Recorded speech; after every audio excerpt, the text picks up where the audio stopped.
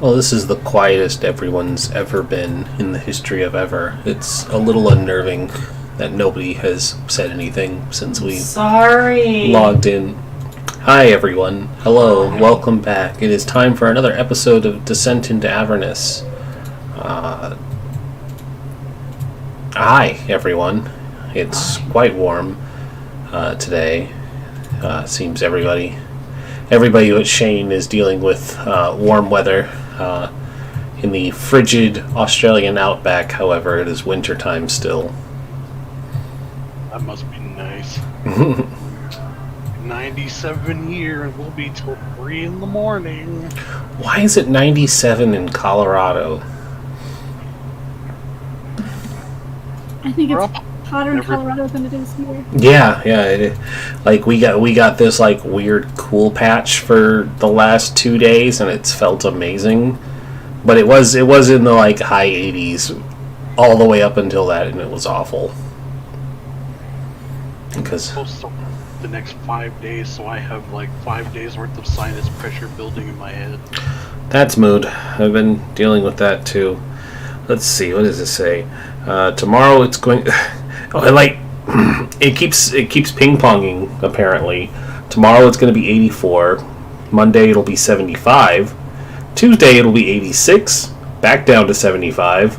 Then 66, 59, 64. Oh, so it kind of goes down later in the week. But it looks like there's also a lot of rain potential. But just the fact that it can't make up its mind if it wants to be 70s or 80s. Welcome to living between the mountains and the ocean. Yep. They were right on like the bottom of a valley where the Rockies are, so eventually this rain that we're supposed to have gotten like 2 weeks ago will finally hit us. Yeah, that'll be nice when it hits. We'll get that downdraft of it, and it'll be wonderful. Oh, it was supposed to rain like 5 or 6 days now. It's going to rain 2, maybe. Oh, that sucks. But at least Monday it goes down to 45, apparently. Oh, that's a really dramatic shift. Oh, Wait, that sounds problematic for everyone. Just imagining that on the plant life too. It's like, it's finally warming up. Oh fuck, it's freezing. I can't run the AC because we found out that they wired 3/4 of this apartment to one breaker. So if we run too much, like the living room, the kitchen, my room, and my uncle's room in the bathroom all go down at the same time. Jesus Christ, that sounds really awful. Yeah, we don't have AC either. Yeah, ours is just non-existent until the end of next month, more or less. Alright, so last time you, speaking of, like, heat, you all arrived in Elturel. Well, yes, you did arrive in Elturel. What remains of Elturel? In the first layer of Hell, Avernus, and you saw the awful state of the former city-state, and the place just looked real bad. We have a nice map y'all can look at, and I'm going to zoomies you over where you had been. You guys had arrived on the eastern side of the city to find it in ruins. Rhea took the lead on showing you all where to go, and kind of implied that the best destination for survivors would be to rally at the High Hall. It's the most defensible location within the city, but it does mean you guys have to make your way through the eastern section of this city with only 2 bridges available for crossing to get to that side, as the river that used to flow through is no longer existent, as Elturel is currently suspended hundreds of feet above Avernus and the river Styx, and bound there by strong iron chains. Please don't snort on me. It's a sign of respect. I know, but it makes dog snot all over my legs. It's how she is allowing you to hold her. We have the dogs this weekend, so they have been just a change of pace and a delight to have. But Shay is not used to their sneezing affection that they give to you when they show that they are tolerating your presence. Like, my dogs usually lick me. Oh, they do that too. But they show their approval by sneezing. By sneezing on you. Nico just snorts. He'll just exhale at you. My dog goes and gets a drink of water and shakes it on you. Yeah, I've had that happen too. My family cat's accepted me because she'll lick my face for like half an hour when I'm trying to sleep. You just need a grooming for that beard. Yeah. I'll, Just bites. He is not very friendly. He just bites. I'm gonna approach the woman we just saved. Are you able to walk? Yes, I'm quite fine. Thank you for rescuing me and my children, she says, as the recap finishes.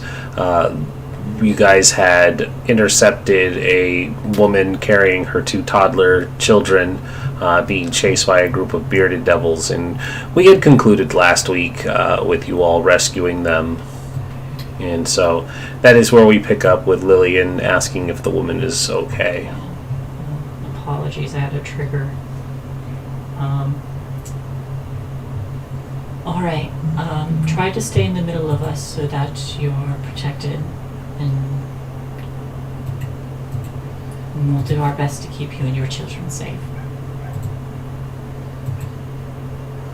Yes, of course. I wouldn't dream of putting my children in any more danger.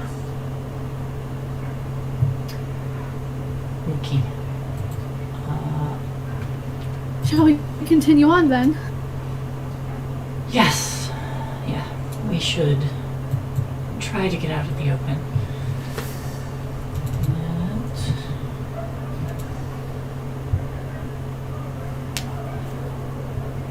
Ray, I may have something that might help. Help? I might be able to help with your weapon in our next. Should we encounter something again, I'll do my best to keep that in mind and perform better. I can enchant your weapon. Is this what I mean? Certainly, we've used this tactic before. I'm more than open to having you all help enchant and bless the weapon so that we can continue fighting properly. You don't need my permission to put blessings on the weapon so that we can stop these creatures from hurting others. Okay. How's everybody on resources? I'm doing alright. No, I'm doing pretty well. Likewise. I've only used a little bit of my healing capabilities. Alright. Let's get to one of the bridges then. And keep an eye out for any other survivors. And so you do. Rhea will once again take the lead, and you guys move north along this main road, and then there's just another side road that you can cut through. God, the dogs next door are really barky lately. I think they realize that we have dogs with us now, because they're usually not noisy like this, but it's fine. And so you guys make your way through the remnants of the city. As mentioned last week, there are signs of attacks and raids from the devils that had been rounding up or killing the citizens here, and there aren't many signs of people about. Where is the bridge?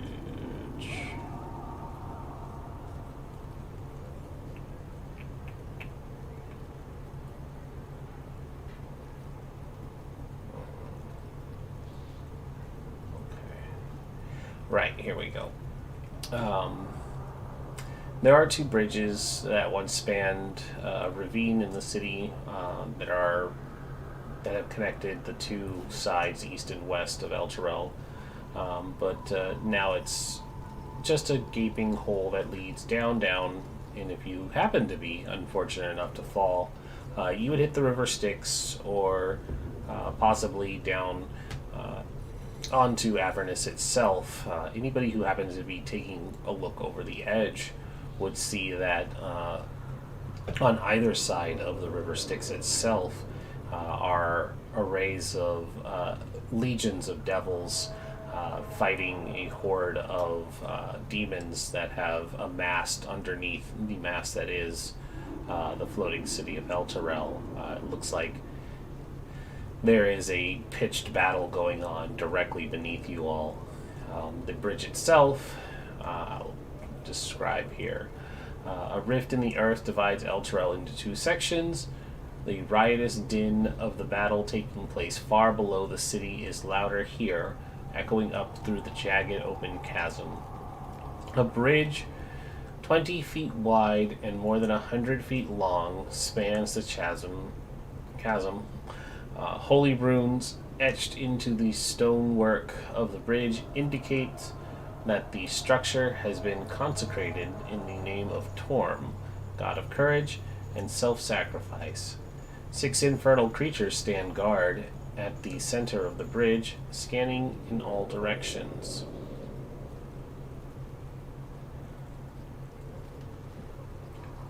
Oh, this does not look good.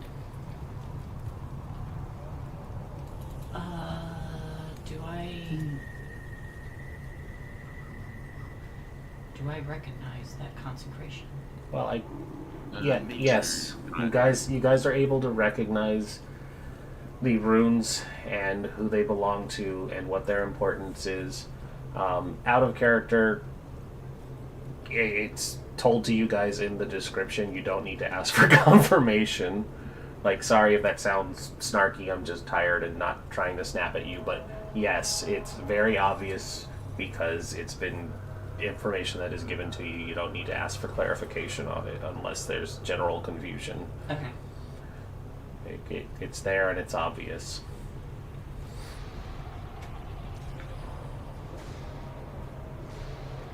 Have the devils noticed us yet? Not yet. What's the game plan? Engage them or go? For you fucking words, god damn. Go a few blocks up to the other bridge. What do you guys want to do? How sturdy does the other bridge? Like, can we see the other bridge from where we are? You could see it. You could see it across the ravine, but this is, of course, this map here is the entire city, so it's gonna be a ways away. It's not a close walk by any means.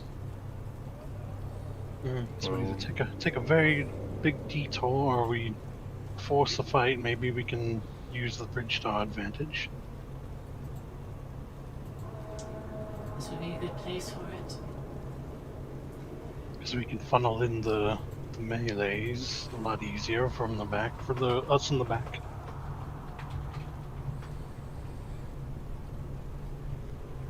I mean, I can only handle one at a time. There are 6 of them. And then we focus one at a time.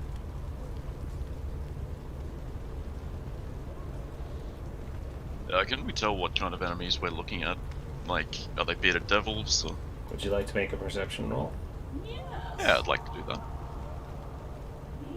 Yeah. 14. I don't 'cause see did much. Not use guidance. Whoops, I was too busy looking at spells, clicking on something that wasn't there.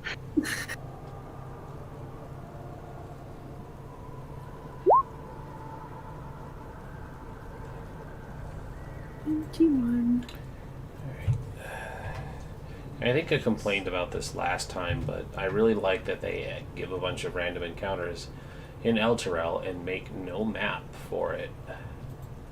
It's just like, Yeah, you were talking about that last week. You had to like find some map because it's like there's just nothing here. Well, even the last time we played it, because I had to make a map, and it was just like, why didn't you just make the map? You took the time to write encounters. Just, yeah, make like separate map sections. Like if this encounter is you find here, here's the big blow up. Like, used to be a time where Wizards of the Coast would actually have maps for all their encounters, even for these Roll20 games, and it was just fine. Now it's like, go ahead and make your own map. Use your imaginations. And it's like, no, just have some generic spaces for us to be able to do this stuff if you're saying we have to do this stuff. Okay. So, give me 1 second to slap down this map. Peregrine is able to see that there are 2 bearded devils maintaining a guard perimeter, and then 4 flying spine devils that are hovering around them, watching the horizon in the areas leading up to the bridge. It's 2 of the big boys with the beards and 4 of those annoying little bat things. Alright. Shall we try to sneak closer then? Get a jump on them? And try. If the flying ones get too close, I can try and shoot them with an arrow. We can try to pick them off from the back and give you guys a little less pressure to have to deal with. The flying ones are going to be able to get by easier, but I should be able to hold off the 2 other ones for a little bit at least.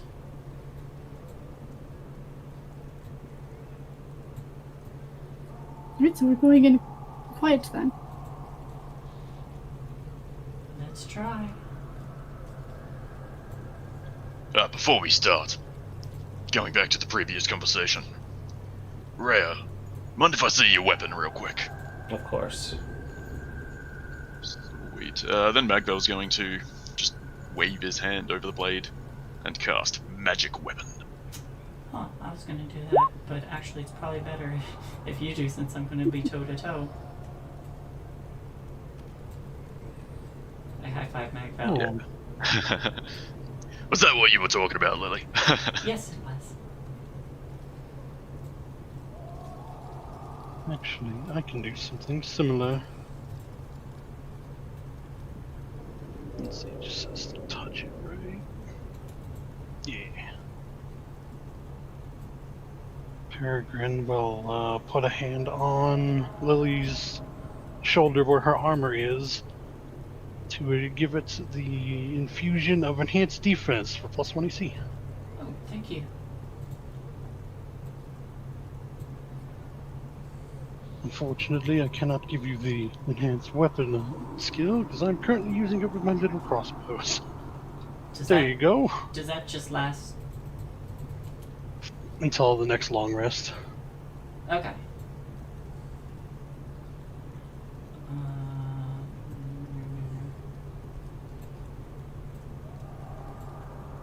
Did I have a spell for you if the jig is up too early, so don't worry. The jig is up. Alright, I'll just have to remember I have that. Okay. About how far away are the spine devils, the flying ones? You haven't approached the bridge yet, so quite far.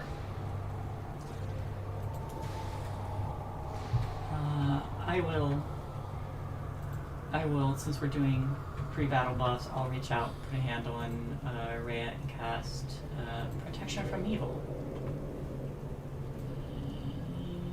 Yeah.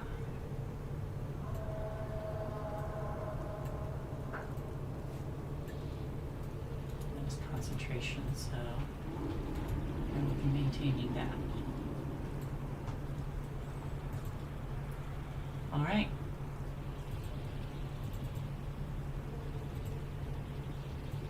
I'm gonna knock a silver arrow into my short bow.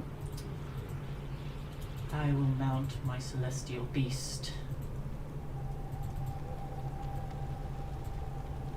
I'll have to try and keep in between everybody since my hand crossbow has abysmal range. So does my short bow, but that's okay. Don't worry, I have a very large shield you can hide behind. It's fine. We're doing sneaky sneaky. We're gonna try. Plus D4. Yikes. I mean, you know, for someone in like the heaviest medium armor, that's not a bad stuff. There is my 29. AR. Especially since I have no dex mod. Oh, 3 for me.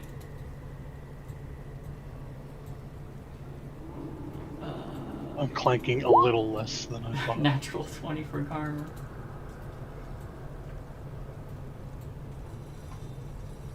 You just don't quite have that rhythm down yet.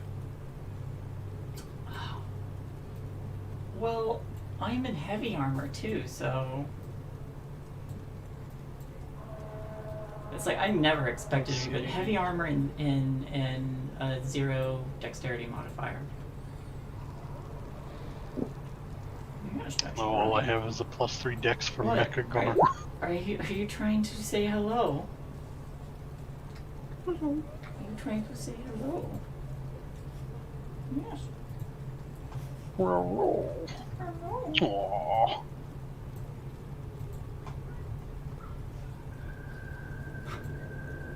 What? Where you I going? must enhance my steel defender's size so I can hide behind him. Right, that doesn't do quite so well with hers either. And where's Lulu?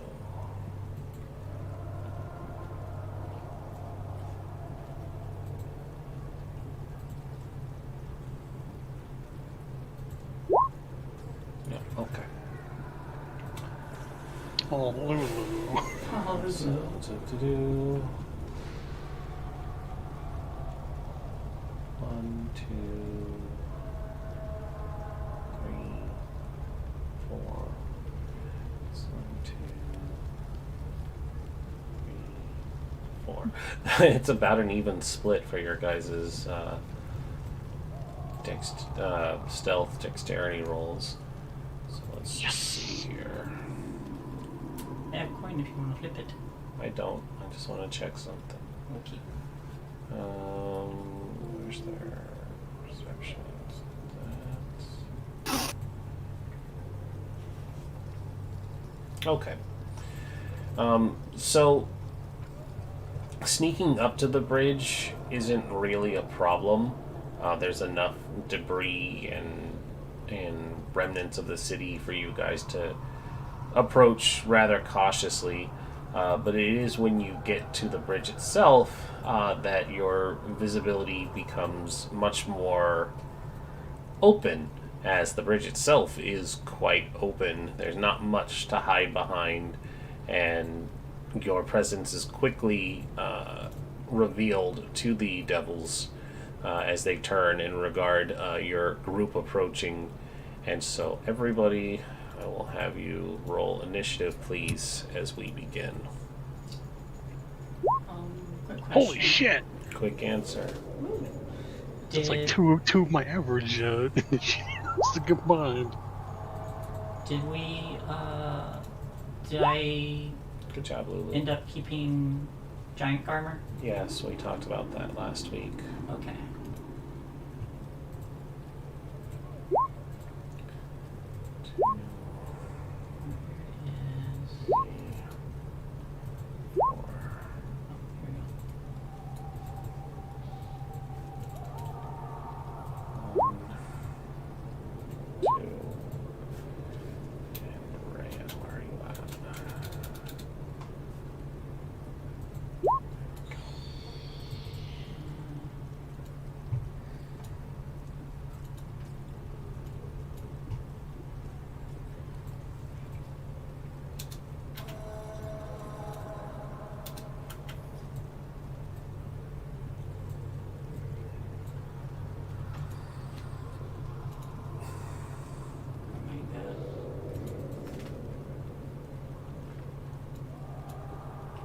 Has everybody put their initiative in?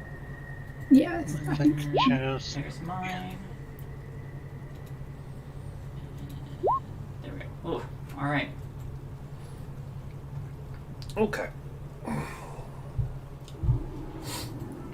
So with that, and seeing you all approaching, it looks like the devils have the majority of the initiative going here.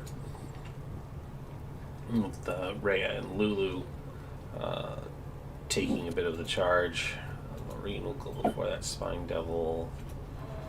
And then nobody else is tied. Lillian is, but she's before that Spine Devil. Okay. So initiative is set. One of the bearded devils, seeing you all approach, nudges his companion. The two of them nod. One takes out this spiraled horn and blows on it, letting out a wailing, trumpety sound. And off in the distance, you hear the sound of another trumpet go off, and then it starts to advance. 30, and it just moves up. Spine Devil's turn. It will stay at a distance because it does not need to work.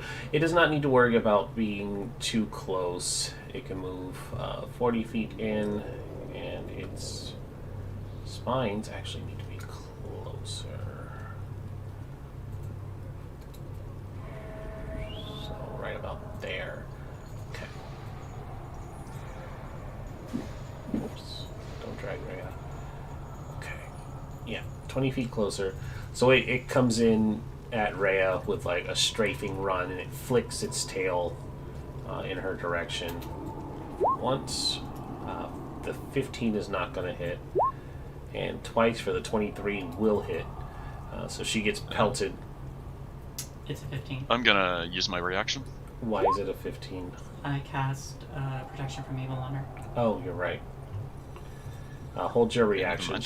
She has protection of evil. I did forget about that while setting everything up. Oh, I forgot that's a newer fighting style. Oh, it's so good. Fucking earth it is. Yeah, the new fighting styles are pretty cool. We'll put that for protection of evil. So protection of evil is until the spell ends, one willing creature you touch is protected against certain types of creatures, aberrations, celestials, fiends. I'm assuming is the choice here. Protection grants several benefits. Creatures of those types have disadvantage on attack rolls against the target. The target also can be charmed, frightened, or possessed by them. If the target is already charmed, frightened, or possessed by such a creature, the target has advantage on its saving throws against any relative effects. So everything will have disadvantage on Rhea while the concentration is maintained. So this thing flew about 30 feet towards you all, and then it turns around and flies 10 away once it sees that it didn't make a hit. Rhea will advance, and she has to make a decision on... She will not be able to reach it in time. So she will advance 30 feet, and she is going to lob a crossbow bolt. 10, 15, 20, 25, 30. So she's going to fire a crossbow bolt over at this one, which of course was not blessed, so it is going to be just a normal crossbow shot. Like, it's a 9. She does not get it. So she drops the crossbow, not bothering to reload, and gets her longsword ready. Lulu will stay relatively close and just kind of hover here. Lorraine. I'm going to knock one of my silver arrows. I think he is in range. Yeah. And shoot it at the Spine Devil that Rhea just tried to shoot. 17. Yeah, so that's 6. And that's a silver arrow, you said, yes? It's a silvered arrow, yeah. Alright, so 6 damage is going to hit it with surprising accuracy. Anything else for your turn? Not at the moment. I think that's gonna be it for now. Alrighty. I'm just gonna stay where I am. Which means we move on to another spine devil. It's going to be this one further back, so it's going to go 15, 20, 25, 30, 35, 40. And it's going to just kind of hover here, ready and waiting.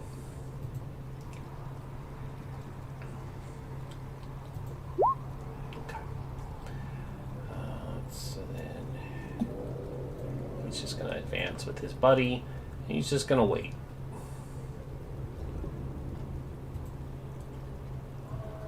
Spine devil. 10, 15, 20, 25, 30, 35, 40.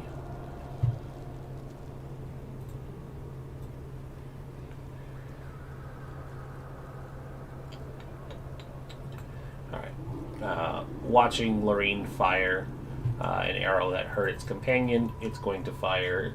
It is outside of its normal range, so this is a disadvantage. But it's a 20 to hit. Yep, that'll hit. Alright, so you... Oh, intercept that one, I guess. Yeah, are you able to intercept ranged attacks? It just says attacks, assuming... Any creature you can see hits a target other than you within 5 feet. Yep, You can use your reaction to reduce the damage it takes. Yeah, go for it. Madam President, get down. Yeah, you take the bullet for it. Wow. Wow. Wow. Oh my gosh, like... You catch I don't it. yeah. That's some, like, cleric fighter monk shit right there. You are wielding a shield, yes? I didn't specifically say it, but yes, I would be. Okay.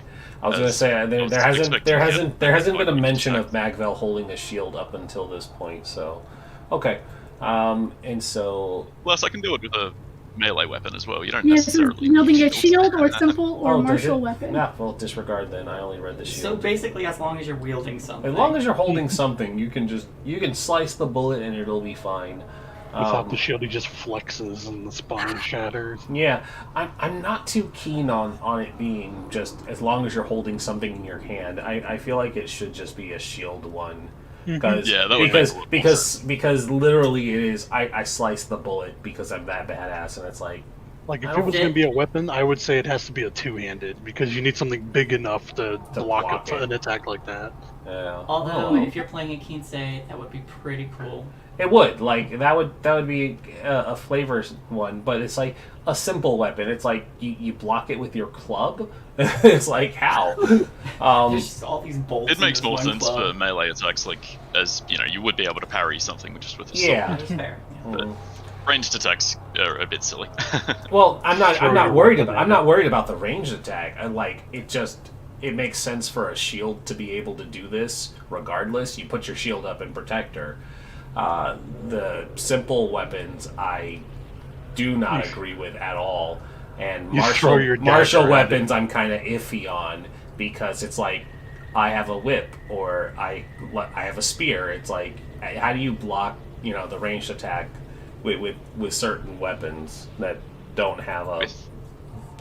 It's fine. So With the power you. of weed. Yeah, the power of weed is able to completely negate that spine shot, and so it fires again, knowing that you can only slice the bullet once. But it doesn't matter because it rolls a 13, which hopefully is lower than her AC. It is. Alrighty. And so it launches some spines and doesn't make any purchase there. Peregrine, you are up, sir. Let's see. Knowing Lily will probably go in.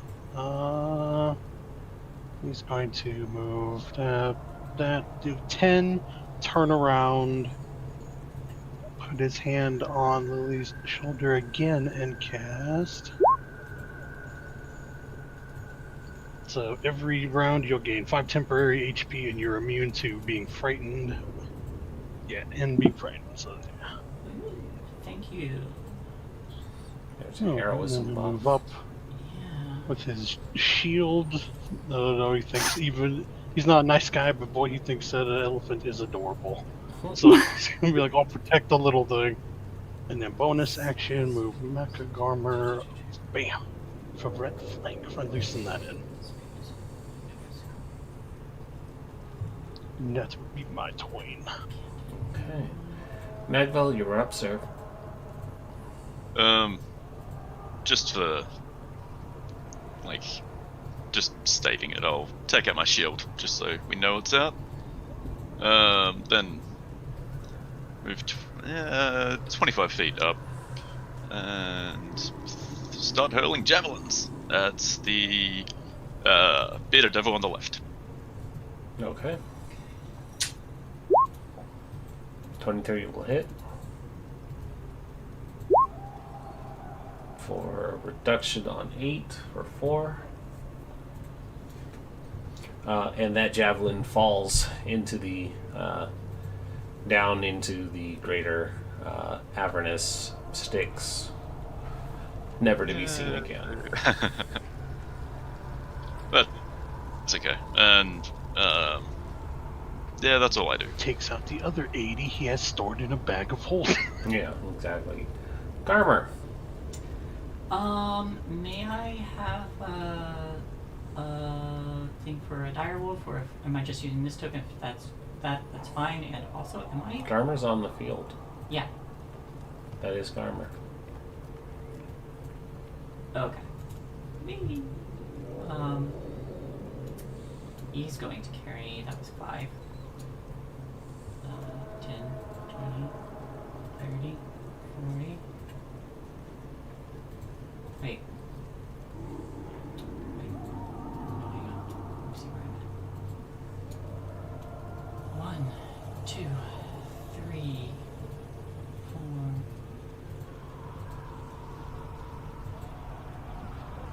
5, 10, 15, 20, 25, 30, 35. He'll just move there. I don't trust these bearded devils just holding their ground there.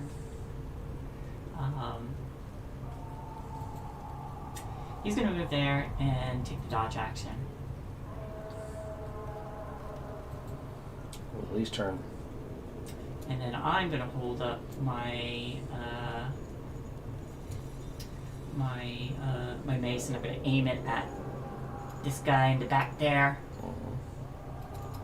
And fire. That will miss. Yes, it will. Well, Anything else for your turn? yes. I will cast. I will bonus action cast Sanctuary on the. Okay. And that is not concentration.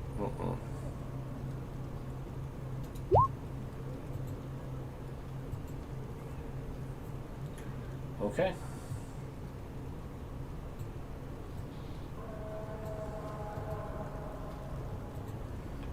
That brings us to another Spine Devil's turn.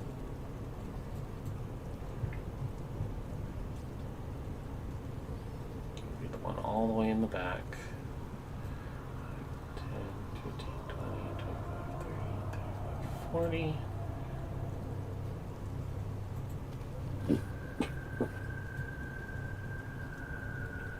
Rhea is the closest one, so it will fire at her. These are be at disadvantage. Their 8's not going to get through. Natural 1's not going to get through. Somebody please roll me a D100.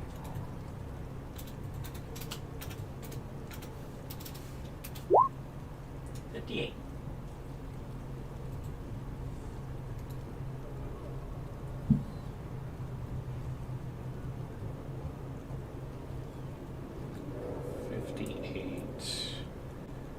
Lose the grip as your attack. Or you drop your weapon. That doesn't. His tail falls off. Yeah, its tail falls off. So that one doesn't really work. So it just misses. There's no extra effect because it cannot lose its tail. It's not a lizard. Um, even though it plays a lizard on TV. So that wraps up its turn. The counter goes down. This bearded devil.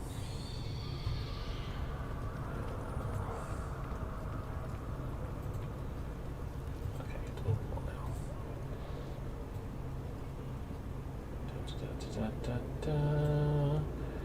It's gonna swing at Lily because it attacks the rider, not the mount. Okay. Beard, natural 1. Roll another d100, please.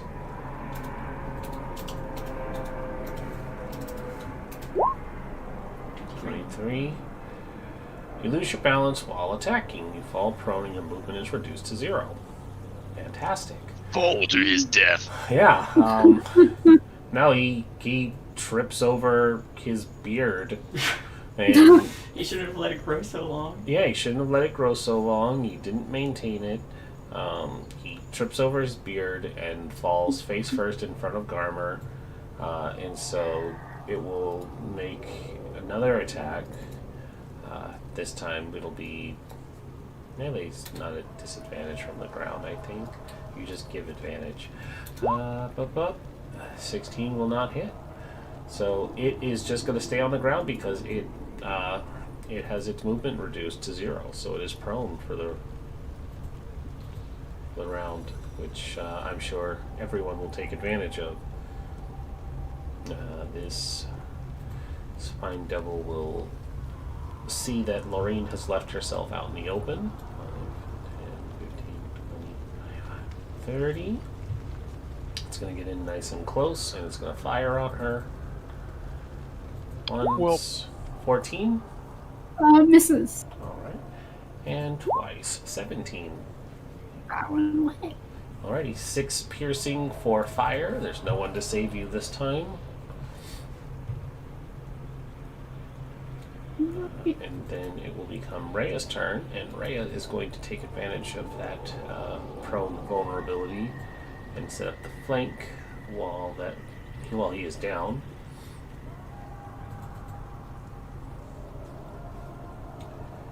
So she will once, natural 20 for 16. That is not reduced because her weapon is blessed. Was there any damage bonus on it, or did it just make it magical? It becomes a +1. Becomes a +1, so that actually becomes 18 damage then. No, just 17 because it doesn't double. Wait, no, it's It just doesn't double, 17. it's not dice roll. Yeah, no, I thought it was plus on each roll, but it's not. And then a second swing for 24 for another 7, so 17 to 24 damage altogether on this poor proned devil. And then she is going to, she's going to put a flank on it either way. Lulu is going to move. Actually, she's just going to stay there because she's not going to throw off that sanctuary just yet. Lorraine, you were attacked. Yeah, I'm gonna definitely shoot an arrow at the little bugger that just shot me. So 21, so that'd be a 9. There's no sneak attack on that. Okay. But I am going to use a use of my bardic inspiration and use psychic blades on him for an additional 5. So for 14 damage.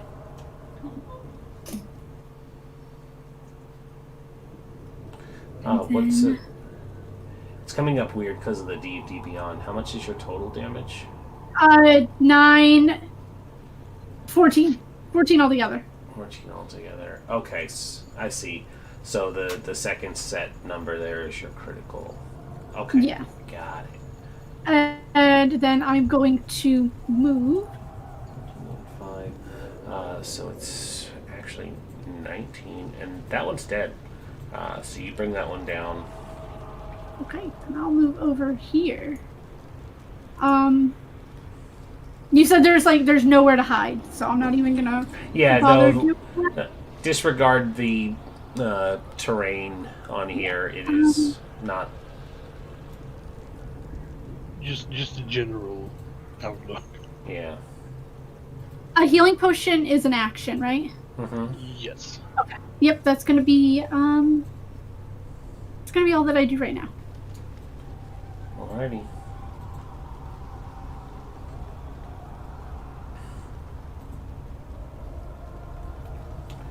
Which means we go to another spine devil. It's one over here on the right side.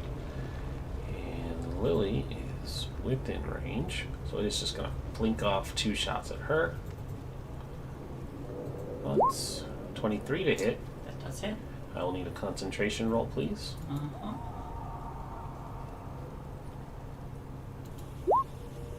Okay. Goodness. And another Oh 23. my god, alright. And then I'll need another concentration from you. Okay. Maintains. But you would take 3 and 3, and then 6 and 6. Wow. 18 Max that out. minus the 5 from my spell. That's right. 13. Got it. Thank you. And then satisfied with that, it's going to move. So we'll go up here. This bearded devil gets its turn. And it will take advantage of the opening and go for our flanks. Because really, regardless of what Rhea does to fight that one, she would have a flank on it. But she also has Blessing. So it's going to cancel out protection to just make regular swings. Which is, of course, a 20 now. So that's going to hit her. I'll have her do her saving throw first. At least it was the lowest you could roll on the damage. Yeah, but now all of a sudden the dice want to be working against us. Oh no. Okay, so she is poisoned for 1 minute. While poisoned this way, the target can't regain hit points. Target can't repeat the saving throws, blah, blah, blah, blah, blah. So this is where the brand becomes dangerous. Yep, because now she has disadvantage on that saving throw. And any healing Not won't. on And the saving healing throws. won't end that glaive effect. Boop. That's a 17, which is her AC exactly. So that is also going to connect. And this is where it gets nasty. Nasty in the pasty. Let's get another con, which is a 15. So she doesn't take the brand. Oh, wait. Nope. 15. Disadvantage. She's fine. Saving throws aren't at disadvantage when you're poisoned. Just ability checks. Saving throw is an ability check. Just like a death save is an ability check. It's really weird how they went around wording it all, and then they're like, no, clarifying, these are technically ability checks. Yeah. I mean, The reason it's an ability check is because a Constitution save is using your Constitution ability score. All right. I mean, it's a little weird then with exhaustion though, because one is disadvantage on ability checks and then one is disadvantage on saves, which is confusing, I guess. I think, yeah, exhaustion actually splits them up, but poison is like you have it against all of that. Hmm. Which is why she also gets a saving throw every turn instead of like you're stuck with it for half a day.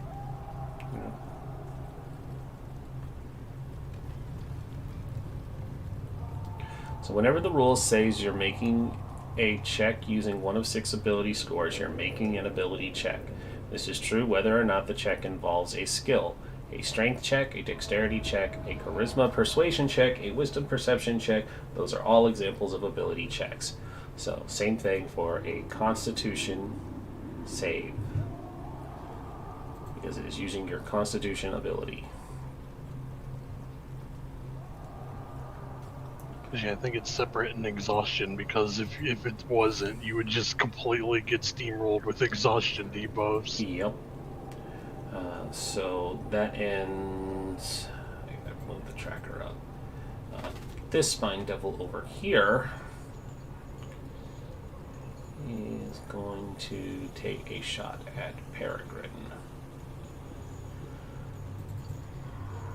Once, 15. No, that's a 6. Sorry, I was looking at the score. 6 will miss. 19, however. I will use my reaction to cast shield. Alrighty. Shield's going to bring your 18 over. Nice. I'm within intercept range. Look, I forget that is just a straight reaction from you. It's the first time he's used it. I'm not used to the because Are usually we, it's like are you we can use using this as a shield? reaction. Are we equal using to shield it. or intercept? If you want to use intercept, sure. Yeah, I'll do that. It'll save me a spell. It is free for Can't him. do much with my spells. Well, you take 1 point of 10% damage. chance to take damage. Yeah, so you take 1 point of damage. You will take the 1 fire. I'm going to do the same thing Lorene always does, where I overly dramatically sell the wound I just took. Yeah, you soccer fall at 1 point of fire as him attempting to slice the bullet causes you to singe your eyebrow. I need a deception check for that. I want to feel bad because it's like, well, the shield gives me fire reduction, but you can't reduce damage anything lower than to 1, so I'd still can't. take the 1 anyway. You can't reduce it at all. Curse you shit.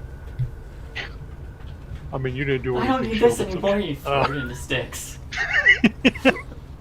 You didn't help You me at failed me all. one single time. I will return fire on that guy because I don't like his face. And also, I'm getting tired of getting shot by spine Barbie Hill devil things. Both shots are going to hit. Yeah, 17 force. Alrighty. Not dead, but badly hurt. And bonus action, Mecha Gormer. Let's see, he's prone, so he's just going to go get him. Okay.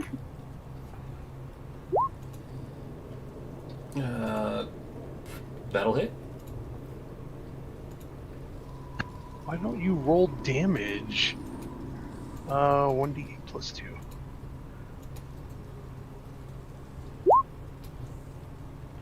Okay, fine. Well, Okay. what does its damage type count as? Force. Force. -3. Alright, no reduction there. Anything else? Nope, that is it. Alright. Magville.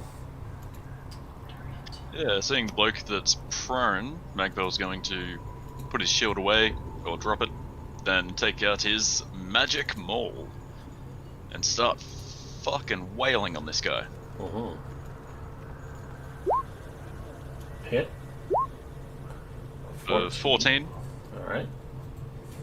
And I'm gonna use a hit of War Priest. Alrighty. Yep. And he's dead. 13. Sweet. Then I think gonna spend the rest of my movement to shift up over to here and action surge to hit that guy as well. Alright. For 11 bludgeoning.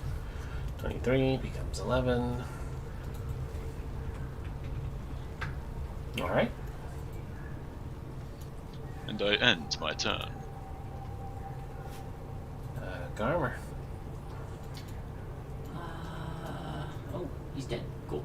Uh-huh. In that case, Garmer's going to go 5, 10, 15, 20, and run up to this guy. And then go snap, snap. 19 will hit.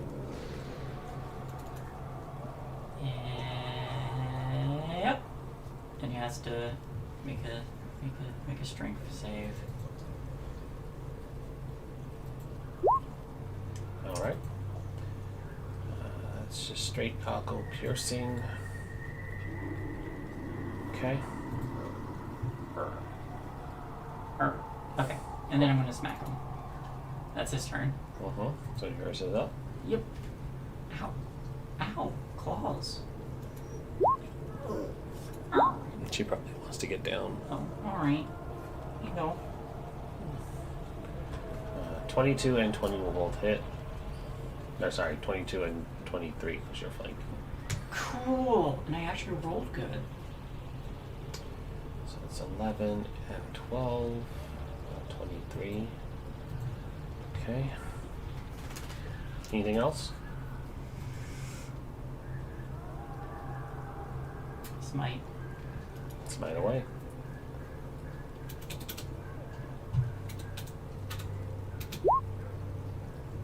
For an extra 14 radiant. Okay. It does not look like it is holding up very well, but it is still alive. Darn it. Okay.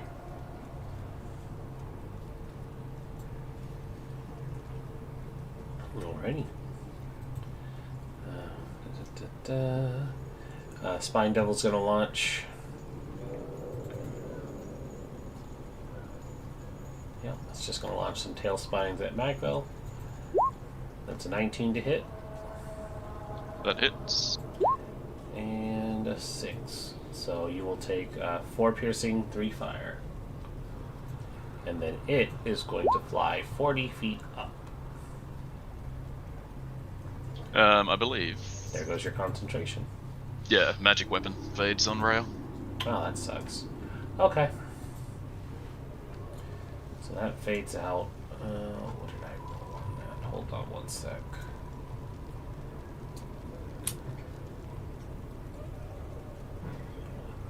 Okay, cool.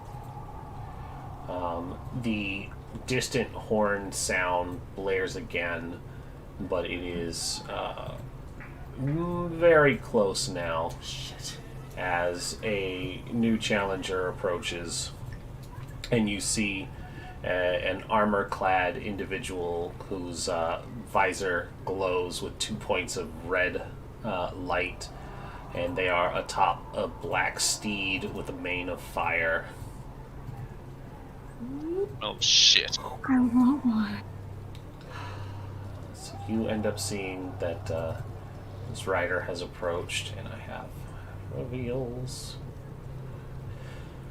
Where are they? Where are you? So you end up seeing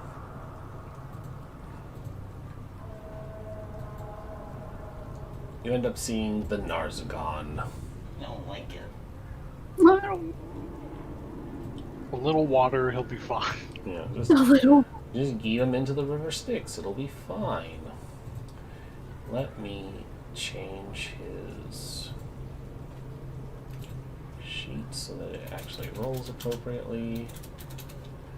Never whisper rolls because it's fucking stupid to do that. And I'm gonna give him a real initiative now. He's not on the timer anymore. 10. So he has entered the battlefield, but he acts on initiative 10. Draw that down. So right after Magwell, but before Lily can have a chance to save anyone. Alright. Spine Devil in the back is dead, which means it's Rhea's turn. Rhea's going to do the obvious thing and finish off this devil. As long as she hits, it will go down. 24. And she drives her sword downward into it, and it dies. Well, because it had 1 HP left after Lily's smite. 1. It had 1 HP left. And Rhea, seeing the rider approach, she moves after it. Can she reach him? She can reach him.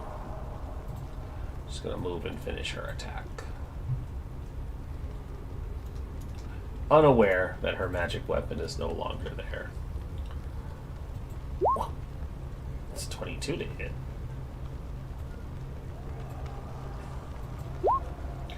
she's going to slash for 14 on the Narzagon. Narzagon, what do you got going here? Okay. Yeah. Yeah. Okay. So that's going to get reduced. Okay. Lulu.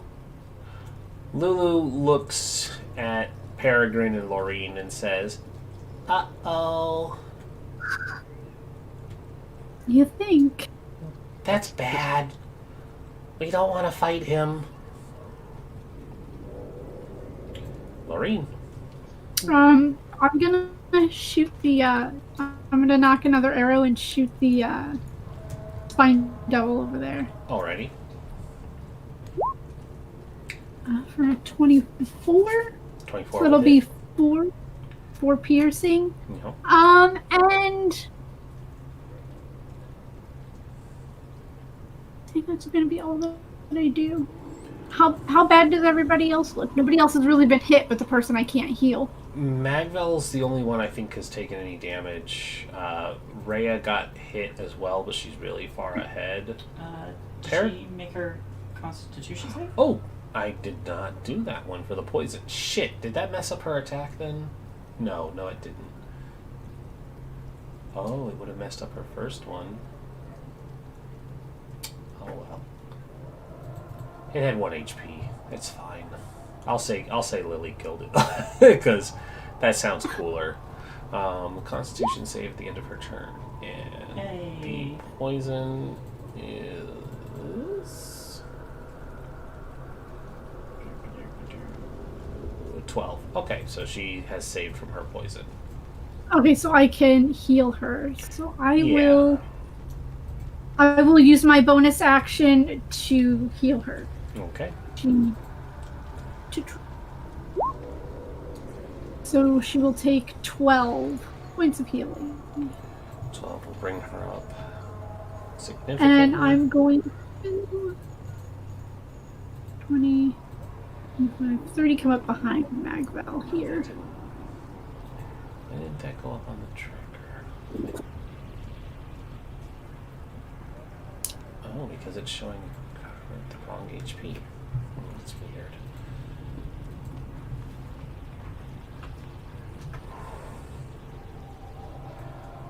One second, because it's showing Rhea having the wrong health on her thing.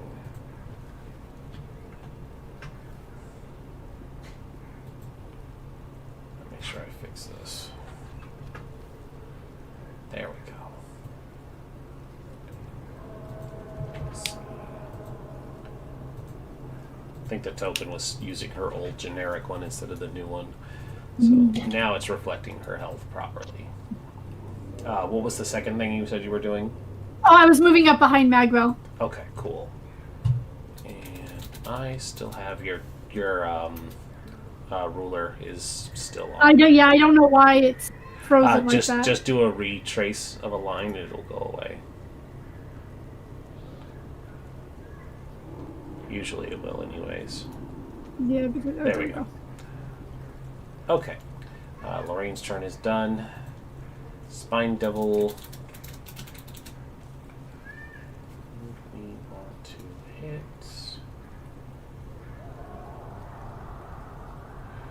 It's going to fire on... Lily, are you still in range? You are. It's going to fire on Lily. It's in a good spot to keep pelting her. Or it would be if it could aim. Yeah, okay. And then it's going to choose to move. It's going to just move 40 feet up. That's 40. This one was also plus 40 up.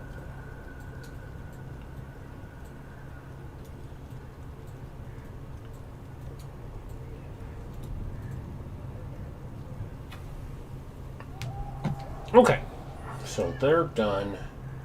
Bearded Devil is dead. And this Spine Devil is not looking good, so it will come in. It's going to fire some at Peregrine, who's now by himself.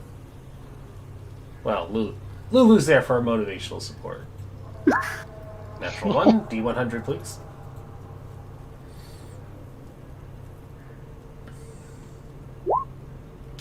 $33. As you attack your opponent, you begin to fear that they are the superior combatant. Yeah, okay. Disadvantage on your next attack roll. I mean, Peregrine has been like putting bullets into people, so this one's going to be disadvantage. 17 to hit will not hit, so that played in your favor because now it doesn't hit you, and so it scoots away the remainder of its movement. Which Peregrine, hey, it had fear in its eyes. This is a very good emotion to have, my friend.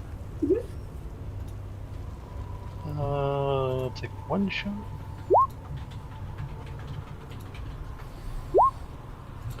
Hits and it dies.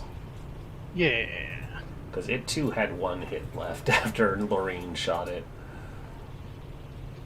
See, he's 30 away, but he's also 40 feet up, so I can't get to him yet. Yet. So I will just move up with the rest of my movements with a come along, Lulu. And bonus section. Let's see, can I get there?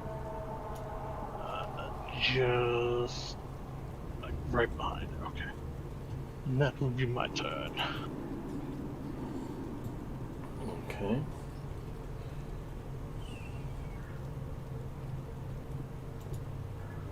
Because I can't take my second pot shot at these other guys.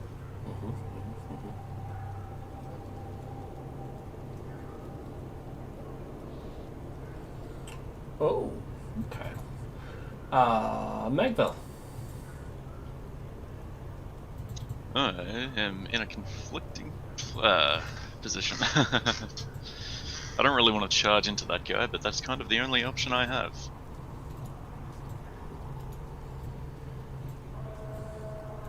Okay. Fuck it, let's do it.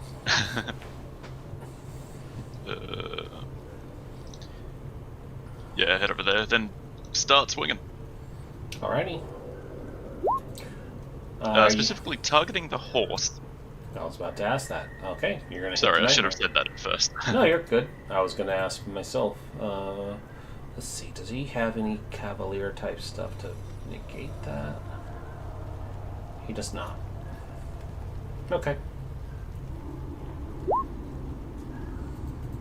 And I'm gonna use my last War Priest for another swing. Okay. Motherfucker. I'll Channel Divinity that one to give it a +10. Okay. For 21 total magic bludgeoning.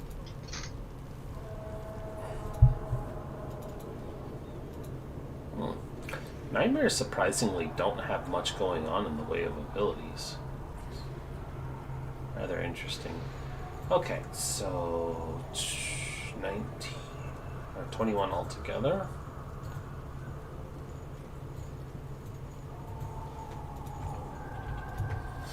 Okay.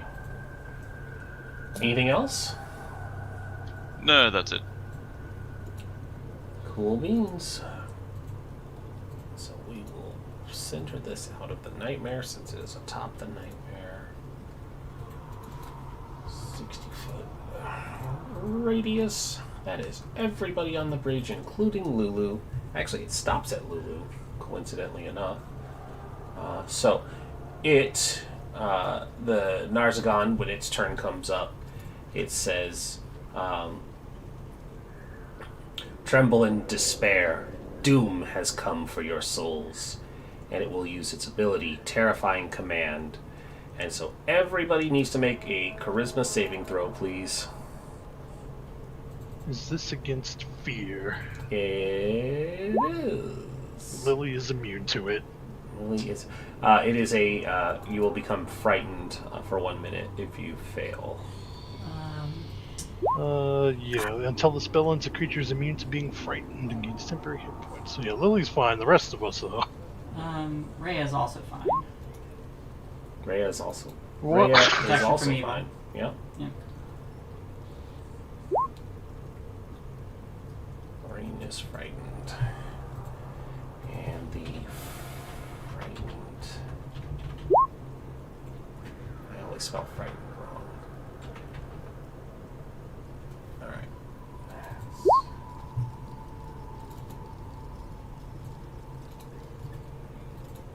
Just so everybody's rolled besides me doing it for people. That's the frightened condition. So Rhea doesn't need to make it. Lulu does. She You has... said she was out of range? No, she is the end of the range. Oh. She's right at the very end. She's on the threshold. Past her, anybody would be safe. Gotcha. So if you ran in that direction, you have to be on the opposite side of her. So she has... Oh, Lulu, come on. Lulu, this is your best stat. Does she get like advantage? Or? No, she doesn't. That's why I was checking. That's why I said, Lulu, come on. I rolled a natural one. I have a +7 to my charisma save. Yeah. And I rolled an 8. Lulu has a 6, and she rolled a 6, and it's like, come on, child. You want to see my my mecha garmer? Yeah. That's with a -2. Can a He rolled construct better be than I frightened? did. Unless it says it's immune, then yes. Yeah, hilariously, it's only immune to being charmed, exhausted, or poisoned. There you go. It knows fear. Alright, so... Why did you program this into me? So, Sorry, am I missing anybody's roll? No, there's Magvel's no good. Lorraine, me, Lorraine is feared. Garm. Peregrine is feared. Garmer is feared. Lulu is feared. And Mecha Garmer is feared. So, let's see here. There's a scared face. There was a scared face on here. There it is. Panic. Panic. Panic at the disco. Panic. I like how the two people standing directly in front of it are not losing their shit. Alright. So. I'm just a little bard. All I have are these little arrows. Just a poor bard, nobody loves me. She's just a poor bard from a poor family. And so it can do that command or the other command, and it chose to do that command. Because the other one's kind of worthless here. And then it will launch 3 attacks. And I'm going to start with Magvel, because Magvel has a concentration up, yes? No, that faded. That's 2 already turns done. ago. Okay. Well, here you go, boyo. Once. That's a 15 to hit. That misses. It misses. It's going to go once at Rhea. That's a 13. Come on. These numbers are scary and they're not hitting. And that's an 18 on Rhea again. Of course, that's when I lowball. That's when I lowball my damage. It's only 20. It's a little. You can brush it That right. doesn't see. That's It's not a 1. lowballing. It's a 1 on its attack roll. It's a D12. It rolled a 1. Oh. Alright. That's also 3d10. So. That fire damage. That fire damage is no joke. But that's not what I was talking about. I talked about it lowballing its weapon damage. So Rhea will get hit. There is a searing pain that racks through her as its lance hits her. Blop. Thank goodness for Lorraine's healing. Holy shit. Alright. Garmer is a frightened boy. Yeah, he is. He takes dodge action. Yep. Anything else? Can't reach anything. Alrighty. Lily.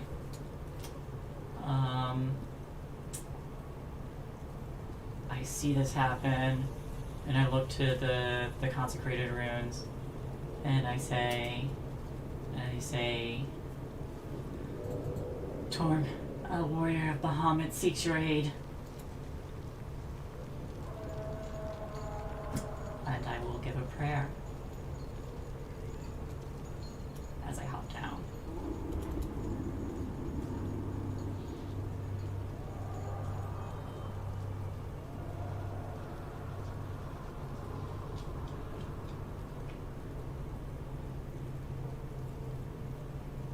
Okay. Anything else? Was there...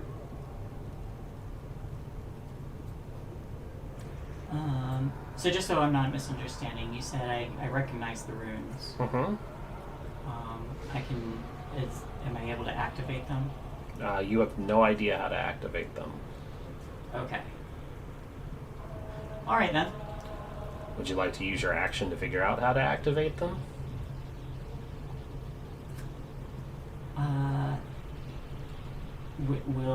If I do, will that activate them? Would you like to use your action to figure out how to activate them? Sure. Please give me an intelligence religion roll.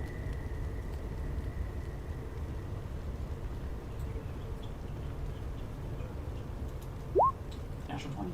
Natural 20. With the natural 20, I will say you can wombo combo this action in on top of figuring out what you need to do, because knowing the rites and rituals of a different religion does take time, because it's not something you're trained in as a follower of Bahamut. But you quickly surmise what the prayer would need to be and recite it, and then activate one of the runes on the bridge, which causes the bridge to light up with surprising divine energy, and so these runes glow and will remain active for a minute. Cool. Yep. And then I will... Yeah, I'll have to move forward. I'll move forward, and bonus action.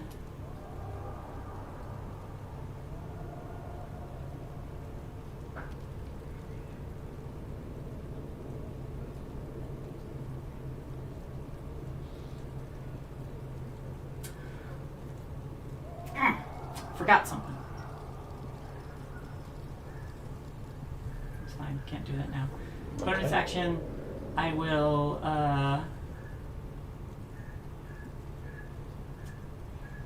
I'll cast Sanctuary on Rhea as well. Okay, so Sanctuary falls off Lulu and it goes on to Rhea. It is in concentration, so let me post that. I want to see if it. Targets. Spell to project.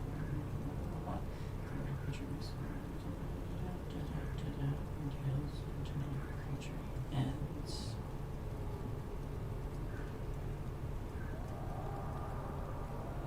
Oh. And it's not concentration, so I don't think it falls off. Interesting. Can cast. What is it called? Sanctuary. Several creatures. I think you can. Just feels weird. Yeah, protects from that, but if the warded creature makes an attack, casts a spell that affects an enemy creature, or deals damage to another creature, the spell ends. Yeah, but I was more like she cast it on one thing, and then another round she cast it on another. I was just like, you don't lose the other one. Like, I don't know. My brain was thinking MMO for some reason. Where it was, you're like, here, I'll put this bubble on you. Now I have to put it on someone else. Yeah, no, okay. So they both stay consecrated. But let's a very interesting choice because Rhea is going to go before the Narzagon, and she has no reason to not attack it. So that's your turn. Spine Devil drops down its 40 feet and fires spines at Lorene. This is going to go away because it will not be able to fly out again afterwards. Spine Devil once. Miss.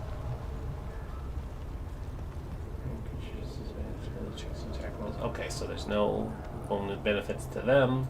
And the second shot is a natural 1. Please give me another D100. 6. Yeah, my dice are not doing well. You lose your combat footing. Enemies have advantage on their first attack roll against. So it throws its tail wide and presents a clear opening for you when your turn comes around. Which will be nice because of the disadvantage we currently have. Yeah, which is going to cancel that out. Rhea, Might want to consider taking one of those potions. that's a fair point. Yeah, she'll... they're only standard potions, yeah?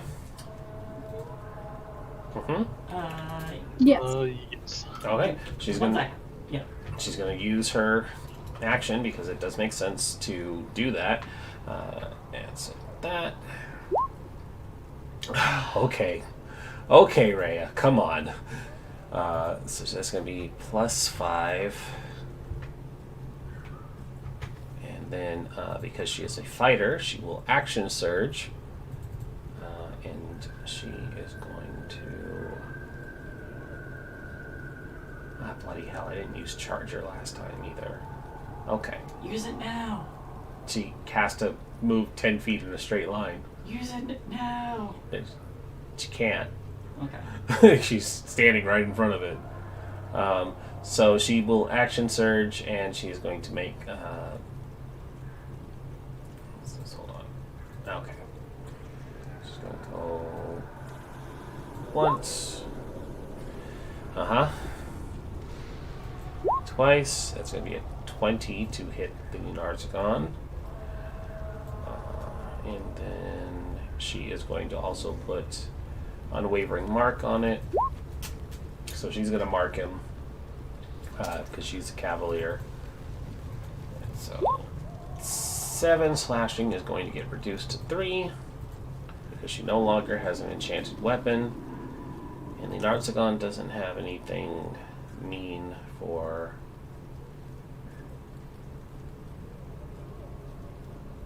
getting hit.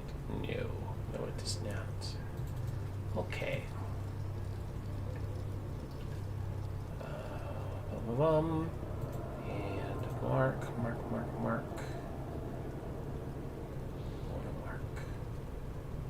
Cavalier mark. Okay. Lulu is frightened. She is going to stay there, and she is like, "You need to tell them to run. It's bad." And she just stays there. Lorene. I'm gonna shoot at the one with my short bow, the one that just tried to attack me again. Do the frightened folk get saves at the end of their turns?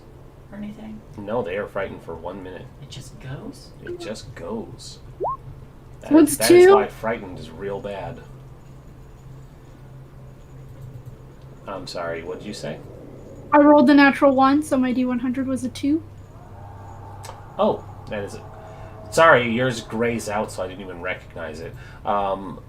It is a 2 on your D100. You lose your combat footing, exposing yourself to the target. Your target has advantage on their first attack roll against you next round. Wait, didn't she have advantage?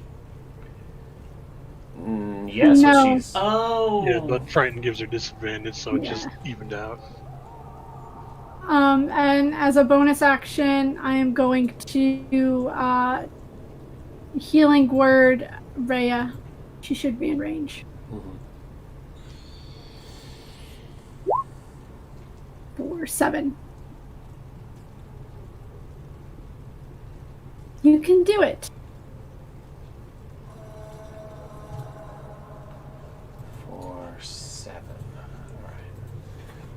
7. Okie day. Spine Devil is going to drop its 40 feet. Why is he upside down? I don't know, you did it. He falls. Oh, he's inverted too. That's so weird. He's facing the other direction. I don't know what happened to that guy. He's All running right, away. he's having a rough time. I don't know what's going on with him. But he drops he's spiraling down. down. Hey! Shh. Quiet.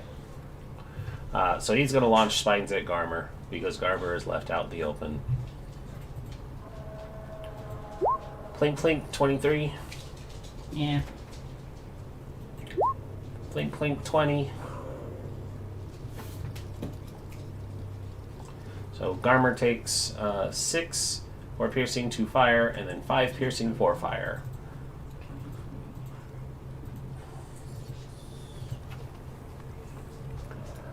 That's that Spine Devil. That Spine Devil is dead. Peregrine. Oh, well, let's see. It's not like a pulsing aura of fear, right? It's just we've been hit and we're spooked. Yeah, you're hitting, you're spooked. There has to be like some way to get around it. By not being frightened. Mm-hmm. Which, it doesn't, heroism doesn't remove it if you have it. It just prevents you from getting it. Yeah, I mean, I don't know. I guess I just would have thought that. Oh, actually, hold on. It does say. Blop. There you go. At the end of the turns. Oh, okay. Oh, Right. okay. Yeah, because I was thinking like a dragon's spear. So then it would be Like we'd all just get one. Garmer gets 1. Rhea would get 1. Lulu would get 1. Lorene would get 1. It's actually pretty good. So Garmer is still feared. Damn it! Did you just sigh at rolling a 21? No, Oh, I mean, kind of, because it's like, where was that roll to hit the thing? But Lulu is no longer feared. the pain. All I right. guess I'll try to shoot at this guy while I'm super spooked. Where's yours? I didn't see you. Oh, you haven't gone yet. Okay. Yeah, it's not the end of my twin. It's the end of your turn as we know it. Because I want to. Oh wait, This doesn't make Freya you doesn't need to immune make one. She's frightened. immune. Okay. If I was frightened and the spell says it makes you immune to it, does it just cancel it out right for that time? I believe so. And I think It's too far away for me to buff both of us. But she also doesn't need it.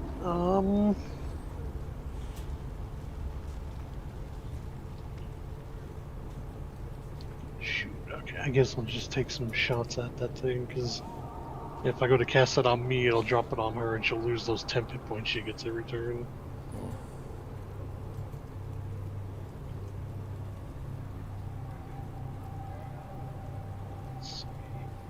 Alright. Okay, I don't think a 13 is gonna hit, but will a 17 hit? This guy. that guy. That will both I will hit. assume a 13 will. 13 Oh, hits, they yeah. both do? On this guy, 21 yeah. force. Yes. Guys, stop rolling 1 less than you need to kill him. they have 22 HP. Gosh. Okay. Then they give me like a smite at level 1, so I'd have to burn a second level spell to do it. You got this, Lori. Got this, Lorraine. Bonus Mike, action. kill me first. Make Mr. Boyo like. No, I don't like your face.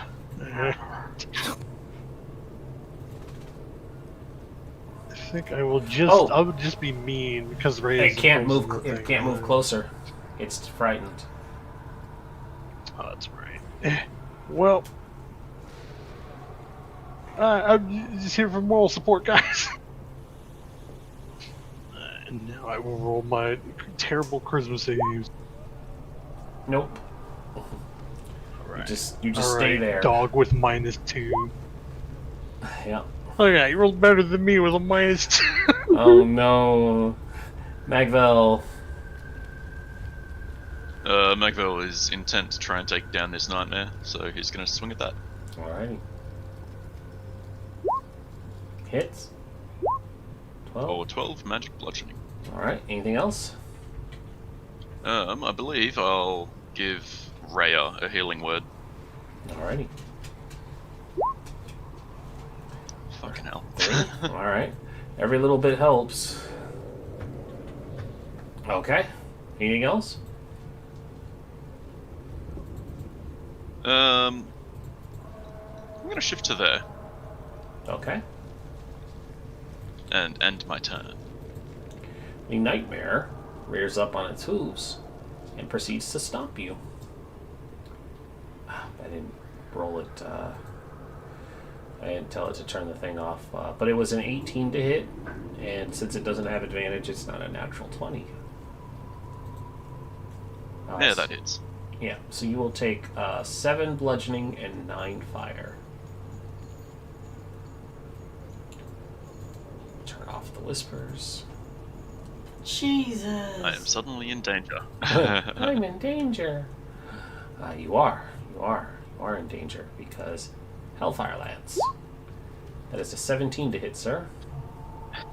That hits. That hits. Your thing says 19. It sure does. Yeah, that's with the shield. Oh, He threw it, and you he put threw your it down you to run threw off. your shield down back here on the bridge. Okay, you're in danger. 6 piercing, 15 fire. Yeah, I'm gonna relentless that one. All right, 1 health left. So it does that, and then it turns its attention to Lily, and it's going to make 2 more attacks. Whomp. 20. Misses. Misses. I have the +1 thingy Oh on. yeah, the enhanced So defense. just- Oh, misses. yeah. He did put that on you. Great. How about a 26? Fuck you. So it's 10 piercing, 15 fire. Wait a minute. I was gonna say it's disadvantage with Rhea's thing on, but it doesn't change anything. It doesn't Nope. change anything. But The 26 is the disadvantage. Rhea's thing is this one. Unwavering mark. I believe she can attack because you got hurt. He did get Other hurt. than you can make a special melee attack against It's, yeah, on her next turn, yeah. as a bonus action on the next turn. You have advantage on attack rolls. And if it hits, the attack's weapon deal extra damage to the target equal to half your fire level. Ooh. So 2 points of damage. Creatures mark. She can keep marking people too. That's great. Alright. Narzagon. Garmer is still frightened. Mm-hmm. But after taking that hit, I'm just gonna shout out, I think we need to flee. Luba's like, that's what I was telling you before.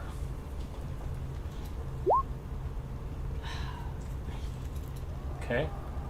Lily's turn. Mm-hmm. Well...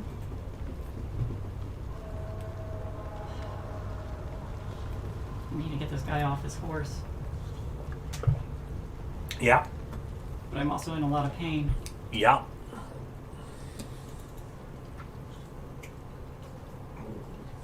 Alright, here we go. I am going to use...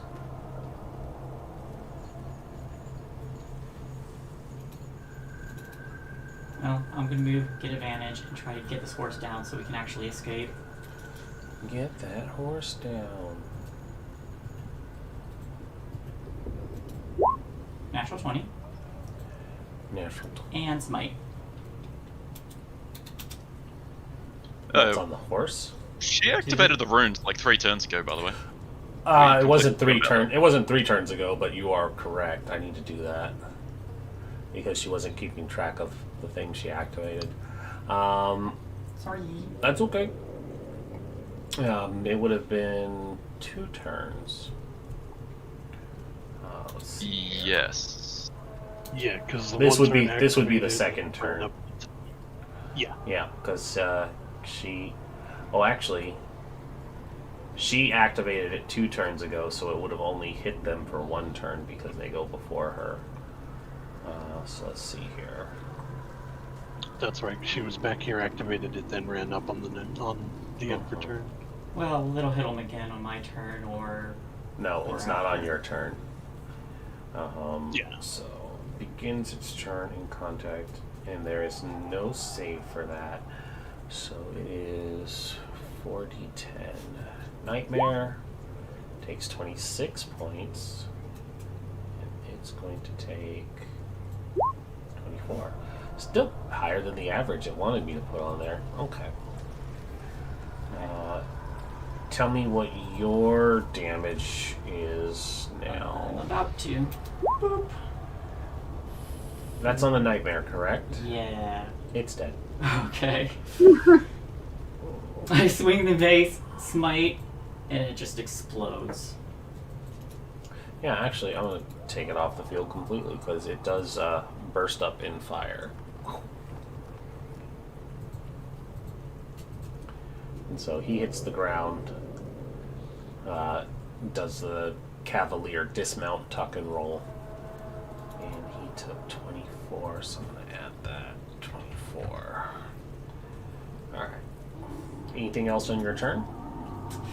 Yeah, I just have one more attack.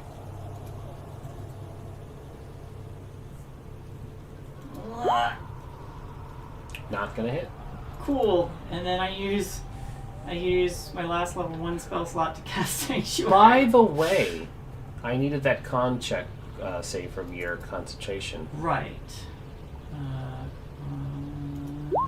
Ooh, there you go. So it would have been half of the damage you took, which is still enough to pass. Cool. You're still maintaining concentration. And I put a Sanctuary on me now. You put a sanctuary on you now. Yes, which also goes on Garver now. Magvillo, do you have any concentrations up? It's just Peregrine and Lily, right? Nope. Okay. Oh, yes. And Peregrine didn't get hit last round, so he doesn't need to save. Let's change that.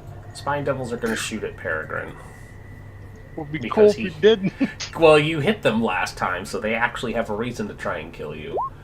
22 to hit. Shield. Is your shield going to put that over? They'll put me at 23. Puts you at 23. Great. I don't think they can make... No, that's... unless they get a natural 20. You could do it on a 19, too, because that was an 18. Yeah, they could do it. Alright, so 50-50. High is for Peregrine. They shoot at Lorraine, seeing your shield go up. There's the 20 on the other side. Yeah, and it's advantage, too. Ah, shit, you're right. Oh, no. I forgot about that because it really wanted to hurt Peregrine. So yeah, natural 20 on Lorraine. You'll take 7 piercing and 8 fire. Oh, geez, I forgot about that. One of you please stop dying would be super great. And then it's gonna go 40 feet back up into the air, which I don't think protects it very well, but it's there. Joke's on you. My hand crossbow doesn't reach that far without disadvantage. Joke's on him, my short bow does. So then we come to Rhea, who definitely is going to take advantage of this moment. She will not be able to get the flank because that side of the... Well, you know what? There's no gate there, so this is all still just bridge. So she's going to come in on that side and have the flank. And now she is going to hit the bitch real hard because her mark got attacked. Once. That is a natural 20. Twice. Will miss. And another miss. Jesus, Rhea, you were doing so well. So that's going to be with a +2 on top of that. So 24. 24 getting reduced becomes 12. And I do believe she has one... Nope, she only has the one action surge. Okay. Did she move in a straight line? She moved 10 feet in a straight line. So... Kicks it in the ass. Ah, the second attack will hit. What? What? You want back up? No, she can't do charger because she has to use her action to dash. Okay. Please That- don't eat on me. But that's a sign of respect. She trusts you enough to watch her while she eats. No, she's just rude like that. Like, gross. Lulu will come over here. Oh, Shay's camera is frozen. Shay, your camera is frozen. Damn Yeah, it's been like that for ages. I just thought it was on my end. Oh, thanks for letting us know. Okay, hang on. I looked over and I looked back and I'm like, wait a minute. She's just being really, really still, guys. Yeah. She's very stoic. This is a serious super, fight. super focused. All right. I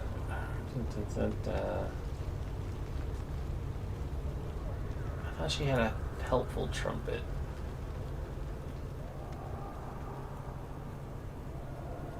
Give him the old duty.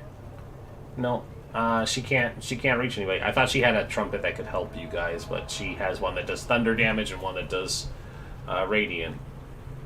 So she comes up and gives you moral support. She's like, hey, really, we need to leave. This guy's gonna fuck our days. She doesn't say that. She doesn't use the F word. She's a sweet cinnamon bun from Celestia. It'd be even better if she used it in the moment, and Peregrine will pull the Captain America language. No language. And then she's like, what? People fucking Celestia? Maureen, Oh, no. your turn. I'm gonna shoot the guy that just crit me That's probably a good idea. for 14. 14 will hit. Oh, it 7 has- pierce.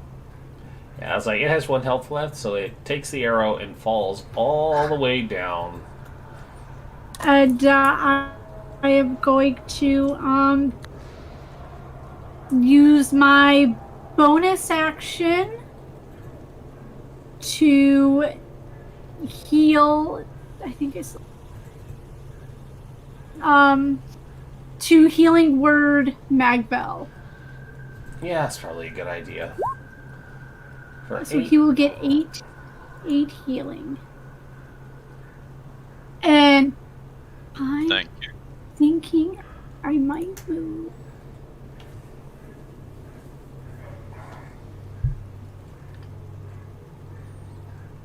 Yeah, I'm gonna move back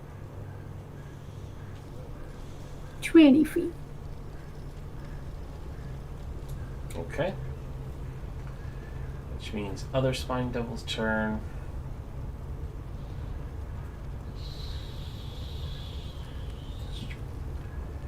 It flies in and it produces a little forky spear. And it goes, surprise! 21.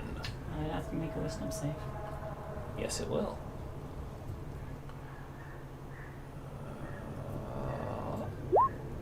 20. 20? Yep. I think that beats my DC. Alrighty. Stabs you for 21. Stabs me for 21. It's a 21 to hit. Okay. Oh, I was like, wait a minute. It stabs you for 21. So please give me a concentration check. Yeah. You only have to beat, what, a 1? No, it's 10 or half. Oh, okay. Yeah, it will always be a default 10 or half, whichever is greater. Is Stefan watching? Save us, please. Save us, Stefan. And so it gets one more attack. Go on bite. Needs to make another wisdom 20? save. I don't think so. Let me push it again, because No, I got it maybe here. it doesn't. If the word creature makes an attack, cast a spell or... Nope, other one. Word creature. Until the spell ends, any creature who targets the worded creature with an attack or harmful spell must first make it. Failed save. Just use The panic sanctuaries. doesn't protect the worded creature. Let's go a little deeper because it doesn't specify. Because it just says with an attack or harmful spell. Okay. Sanctuary. Multiple attacks. Alright, here we go. Attacks on its turn, multi-attack.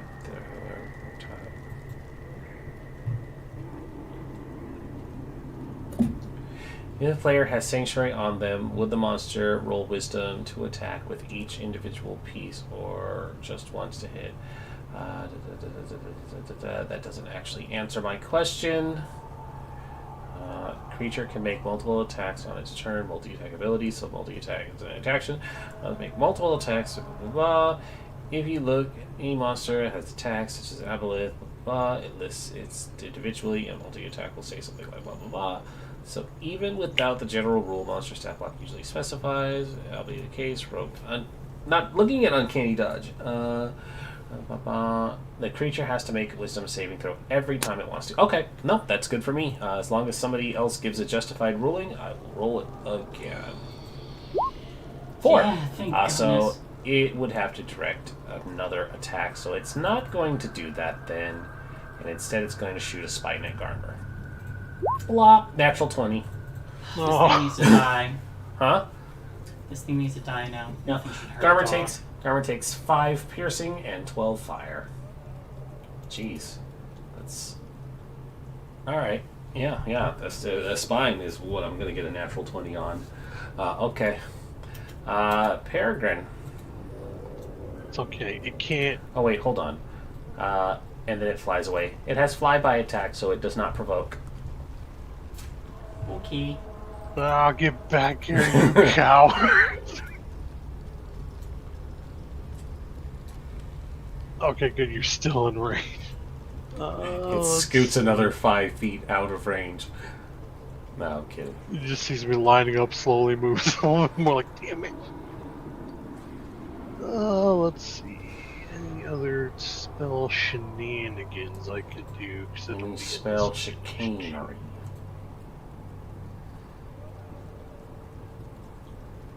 Let's see.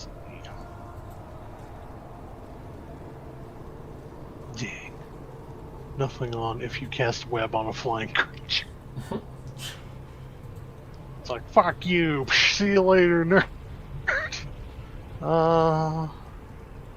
Guess I will just take 2 shots at it because I can't do much else. Pew pew.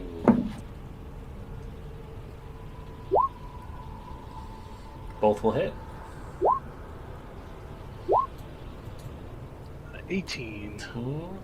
Not dead, but really hurt.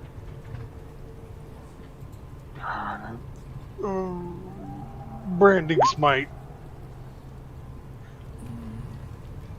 Okay. Oof. There you go. God dang it. That puts it 21 again. Yeah, I was gonna say, remember when I told you to stop rolling under? I was hoping I'd get more than 2 and a 1. Oof. Oh. It's become... Hold on one sec. You have any vulnerability? Garner, throw yourself upon him. I'll rebuild you later. It can't move closer. It's... Oh, wait. That's a... Nope, it can't move closer because it would technically be... even going to the right is still slightly closer. Is it if he... Oh, well, yeah. crap. I think you might be able to go lateral, but I don't know. Because it's As kind long of... as he stays within the 15 feet. Yeah, it's kind of weird the way the positioning thing works, but you should be okay. You gonna launch him over the bridge? I'm tempted to. Don't think. It's like, don't worry. I only have to spend like a long rest rebuilding you. It's fine. Your sacrifice will not be in vain. I mean, unless you roll a natural one. And then it would be completely in So vain. true. Alright, let's go. Jump back. Dharma makes the jump action. Let's see. That would be. Doesn't have. Oh, in athletics. Hey. You don't need it. It's 10 feet. It can make the jump. Just roll the attack for me. Just Yeah, it wasn't a natural one. almost a crit. Alright. Just yeehaw. So- 4 damage. Yeah, so the two of them fall. And takes it all the way down to the river Styx where it's gone. It does the slow Free Terminator action to thumbs salute up. as you go.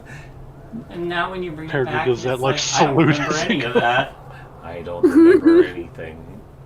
Well, Magvel. it's gonna be like Connor from Detroit Become Human. He's gonna get PTSD from jumping off a bridge. We need to run. Yeah, I'm gonna disengage and start legging it. Does he have reach? Yeah, okay, good call. And I guess I'll give Lily a healing word as I bravely run away. As I bravely run away. Shit's going south. We should probably leg it. Then I end my turn. Narsgun will take damage. Wow, alright. Still doing better than the average. That's 26. It gets riddled with more holy energy. And it does not look happy. And it will bring a hand up to its armor, and infernal energy will swirl around it, and it looks raring to go 5 more rounds. Oh. But that's its turn. Hey, what do you think the chances are of us, like, pushing this guy over the edge? You should try it. Should we now? Garma. Look, the GM gives you a suggestion. You immediately do the exact opposite thing. Yeah. Oh yeah, no, go ahead. Just jump Nope. off the bridge. It's fine. Still scared. Still scared. Still scared. Oh shoot! Lily. I forgot to roll mine. Oh yeah, please roll yours. Still scared. Yeah, okay, it's about right. You can at least run away. Listen, at least Mecha Garmer doesn't have to make it saves anymore. It knows the piece of death. Yeah, no, it's one less roll I need to worry about. Hey, freeze up a bonus action. Oh yeah. Alright. Here's what I'm gonna do. I'm going to place a hand on myself and heal myself. And I want to... I'm going to purposely step away to burn his reaction so Rhea can get away. But I look at her and say, let's get moving. And I will heal myself. I will heal myself a good 15. 15 should be good. No, put me at... Roll 20. Do math for me.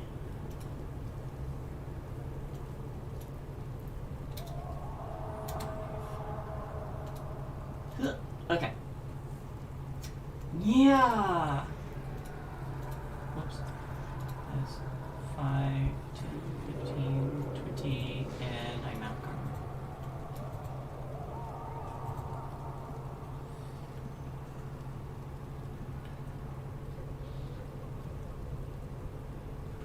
Okie dokie.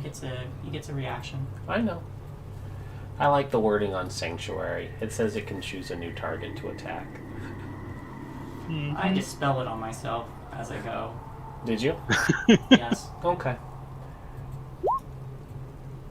20 to hit will not hit. Just misses. Right, it could have took that hit. It would have been fine. She would have only mostly died. It only mostly died. She can dash now. I mean, she can disengage now. It doesn't have a reaction. She doesn't need to. That's also true. So she does. 10 feet to use Charger. No, I'm kidding. So she was up here. 5, 10, 15, 20, 25, 30.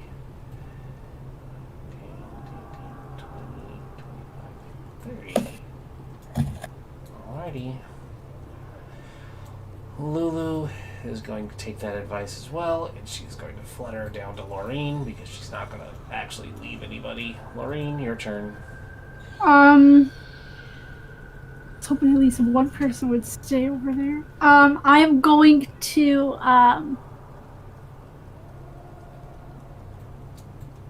can I use a bonus action as an action and still use a bonus action? No. I am going to. I'm gonna give Magval. I'm gonna use my bonus action to give Magval inspiration. If you have any more healing you can give yourself, now would probably be a good time to do that. I'm going to use my action to move away. 20, 25, 30.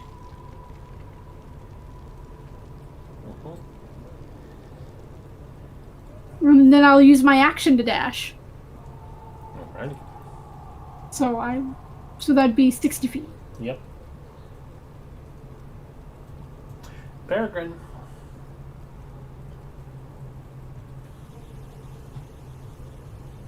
Well, you're too far away for anything, and I blew my second level spell on nothing, so... About time to go. Oh, wait a minute, he has to walk towards us now.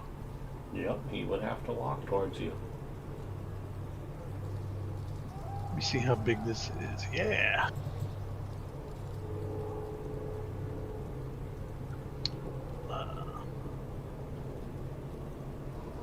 Whoops, didn't mean to move myself.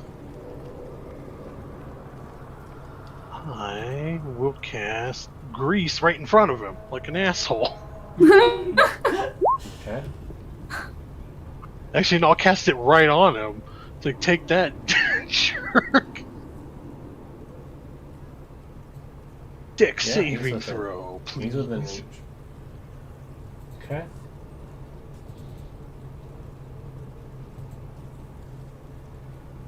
Please roll like a 2. I need this game, please. 12. Close enough. Get proned. Nice move. He's like, thank you. We gotta go. Do. And I'm going to move up with Lulu.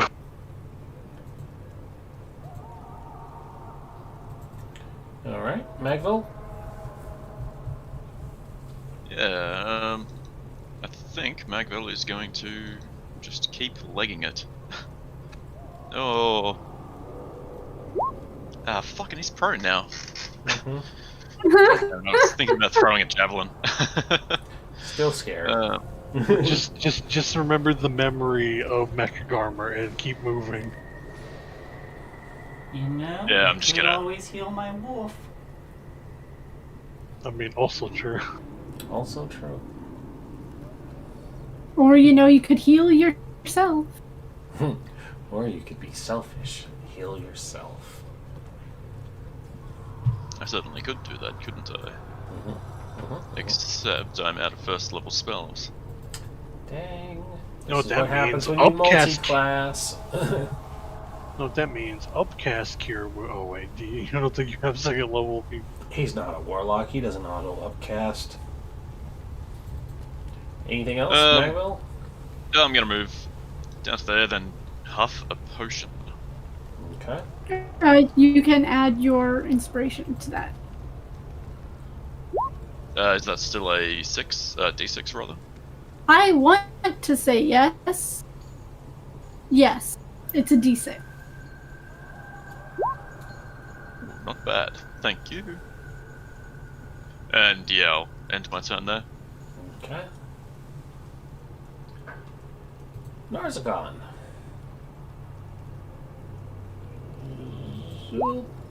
Oof. Let's just kite him to the end of the bridge and then he dies.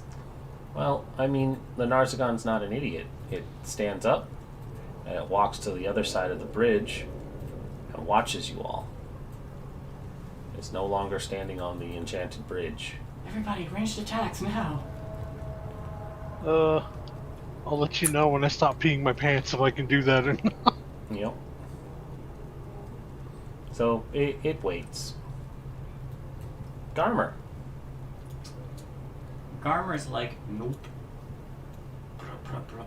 I can carry. You can carry one more, so Garmer will scoop closest person to him up.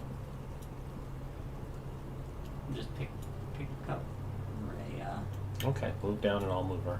Alright. That was 5. 2, 3, 4, 5.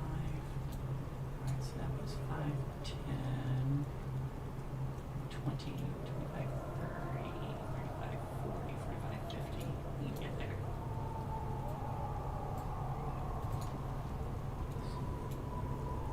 Okay. Anything on your turn? On my turn. I want to see if my. Let me check Heaven's Fall.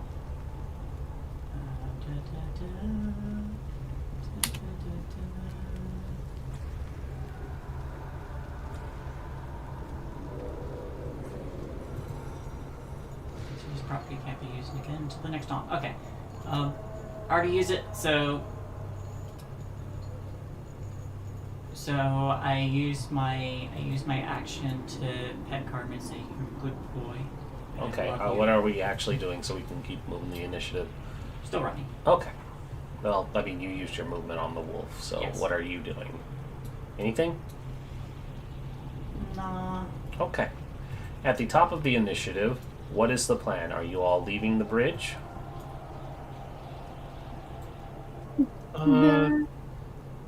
Probably, given how worn out we are spell-wise. Okay. Yeah, we gotta retreat and rest. And so the plan is to retreat.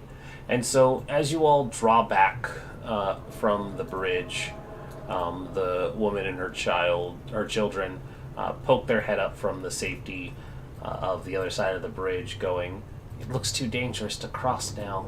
Why is it just waiting?" And you see that the Narzagon is just kind of pacing back and forth, holding the lance. And it seems to be watching Lily out of everyone. And it's just kind of locked eyes, glowing. And after a couple minutes of waiting, it takes out its horn and lets out another one of those wailing blow sounds. And you hear several more horns go off in the distance. And it just stands in the middle of the bridge. Not on it, but in the middle of the space between the ends of the bridge. Like it's challenging you to come try and cross again. It just blared a horn. It did. Yeah, and there were several more. Uh-huh. So we're leaving. I stare. I lock eyes with it. And there's very much that moment of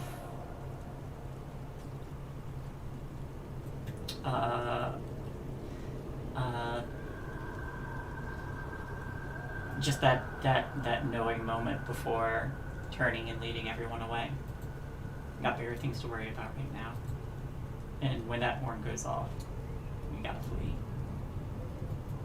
Okay.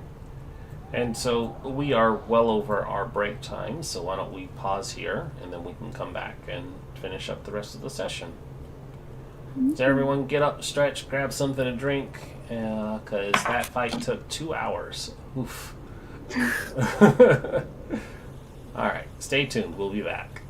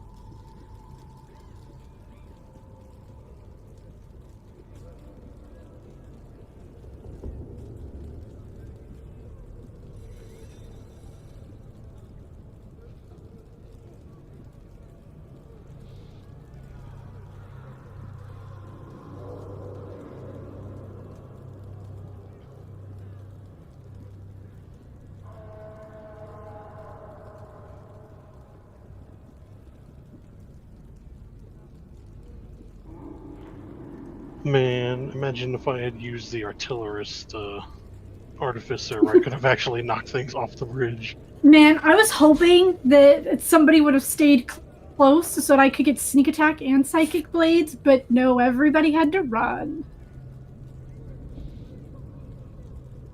The guy was doing like 24 damage on average on a hit. I Well, would if I have would have taken hit, pot shots, but then it's like he's like just killing everybody there, and then he's gonna run straight for the two squishy people in the back. because if I would have hit, I would have done 2, 3. I had done 4d6 damage on a hit.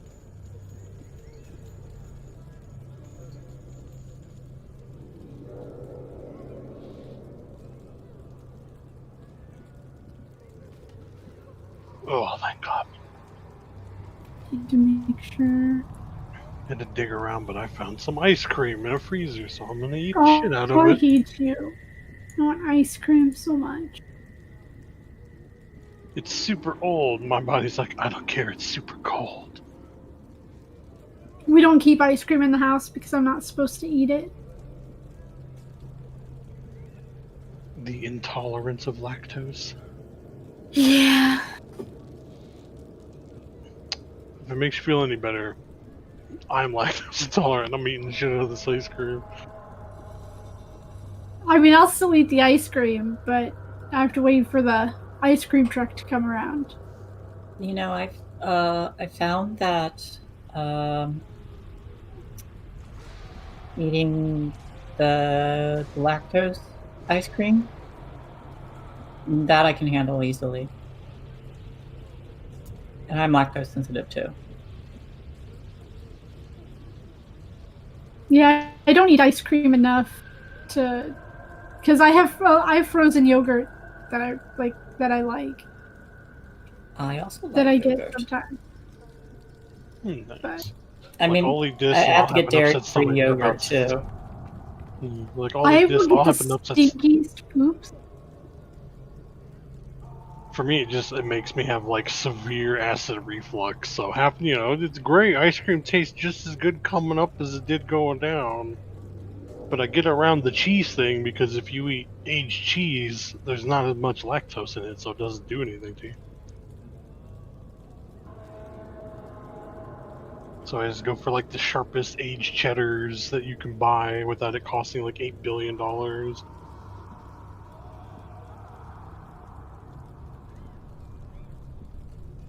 Sometimes ice cream will give me an upset stomach, and other times it'll just make for stinky poopy time.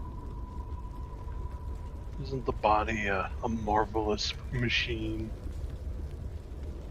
Oh yeah. I mean, everybody poops. I just like doing it when it happens at school, and I blame it on the kids. Kaboom. Because that's what I like doing. What do you like doing? Having stinky poops at work and blaming it on the kids. Yeah. I do that with Shay too. I blame it on Shay. It's usually easiest. And now you have dogs you can temporarily blame it on. Exactly. It was all Yeah. Bonnie's fault. Yeah, but the dogs are like, yeah, I did it, so what? Yeah, exactly. They're like, yeah, I did. I did smelt it and dealt it. It was me, Austin. No bearded devils. It was me, Barry. Alright, so you all find yourselves on the opposite side of the bridge now. The Narzagon is holding his position, and the sounds of others quickly approaching kind of indicates that he will not be alone for much longer. And so the question kind of becomes, where do you all go now? We need to find somewhere to rest. I agree. Hopefully away from prying eyes if they cross back over trying to look for us. Let's move. We might be able to use one of these buildings, assuming they haven't all crumbled.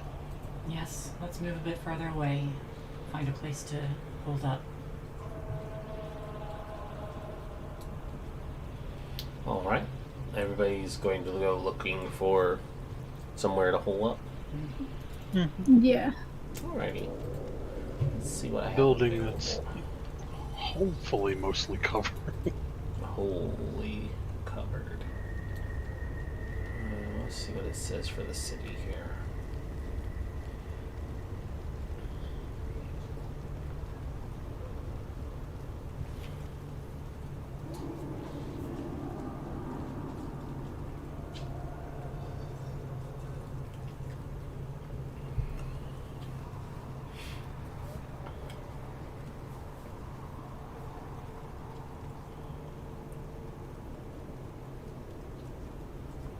We should also try to find something closer towards the other bridge in case we need to cross over.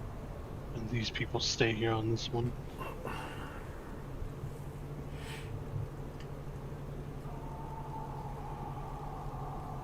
They might be calling the reinforcements from the other bridge.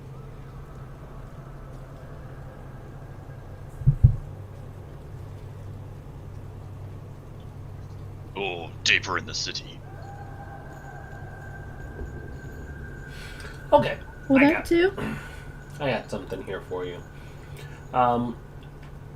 As you all are moving about the city on the eastern side here, looking for somewhere to hole up and rest before the Narzagon's reinforcements are able to cross and try and track you down on this end, you know they're going to at least wait the hour that it's going to take for the wards to wear off before trying to cross, unless they move and go through the other side of the bridge, which is still very much an option, but it will also take them some time, which is enough time for you to get moving.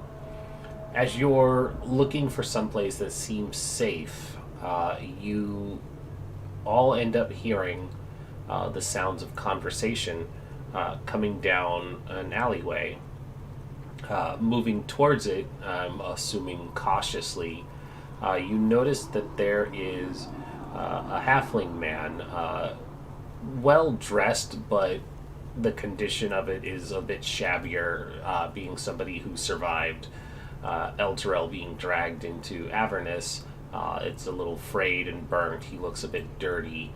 But you see that he is having a rather hasty and trying to have hushed conversation with an imp that is perched up on some boxes, and they seem to be having a conversation with one another. The halfling just says, I'm willing to do anything. Anything. I need to be able to get food for my family. And the imp says, yes, of course. Your family's very important. We wouldn't want anything bad to happen to them, like starving. And he says, yes, I'll do whatever it takes. And he says, you don't need to do whatever it takes. All I ask for is your soul, and they will have enough food for a month.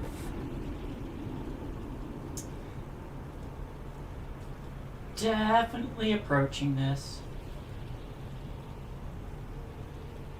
And I like to imagine, like, as Garmer trots up, he just, like, snorts above the imp. Mm-hmm.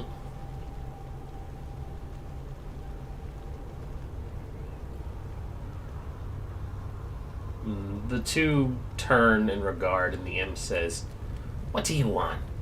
Mind yourself. We're having a legitimate business discussion. Is that so? Yes, it is so. And he holds up a contract. This fine citizen of Elturel was going to provide food for his family. Do you have food for his family while they are here, trapped, helpless?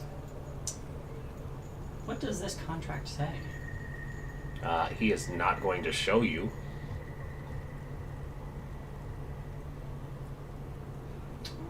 And what if we do have food? Do you have a month's worth of food? You even know how many people he is trying to have kept fed? Are you really going to spit on his noble sacrifice? And the halfling looks at you for a moment, and then, hello, Joe Duran III. Is that you, Frost? Yeah, mine. I didn't know they said that on the sharing on Facebook thing, but Oh, okay. I was like, wait a minute. I was like, I know that name. Okay. The halfling kind of looks at you, like pleadingly, not so much in a I don't want to be in this contract, but like a do you have a better offer, sort of searching look. I just noticed my shirt's inside out. Nice. It looks the same. Yeah. Okay. I look back to the others. And then to the imp. And you were saying you do? Of course. I have the ability to give them enough food to survive a month here. Food is very important for you mortals. Is that what it says on that little piece of paper of yours? I had no reason to lie to him. Devils always have a reason to lie. No, demons have reasons to lie. I am a businessman. I am expected to keep my end of the contract as much as he is.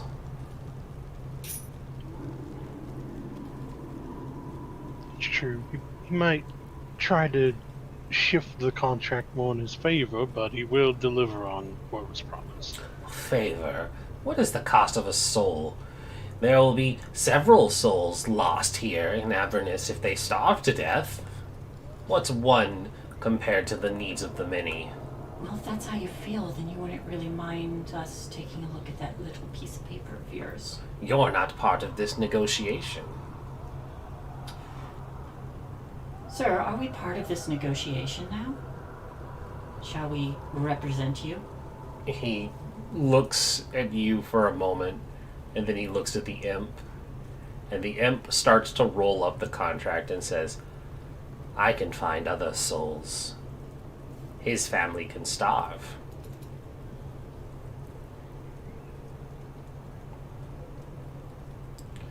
Anybody else doing anything? Nobody else has said anything. The halfling does start to look worried when he sees the contract being rolled up, and he says, You're not helping.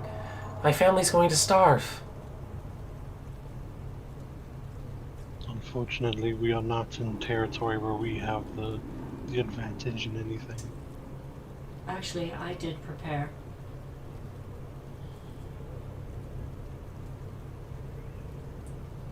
And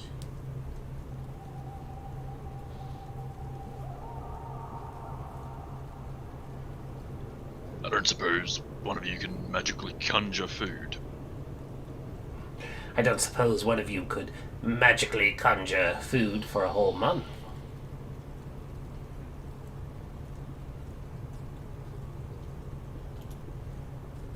Food conjuration is not something that I am proficient in.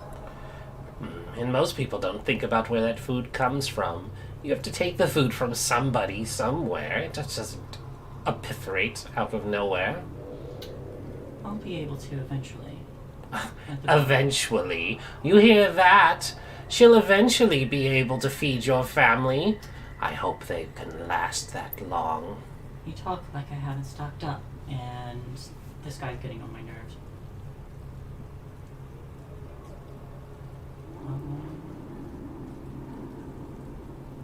If nobody else does anything, I'm gonna... Nobody else has done anything.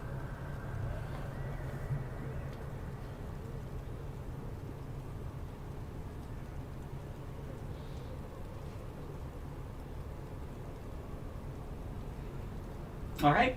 I guess Garmer and I are gonna attack him. Oh, okay.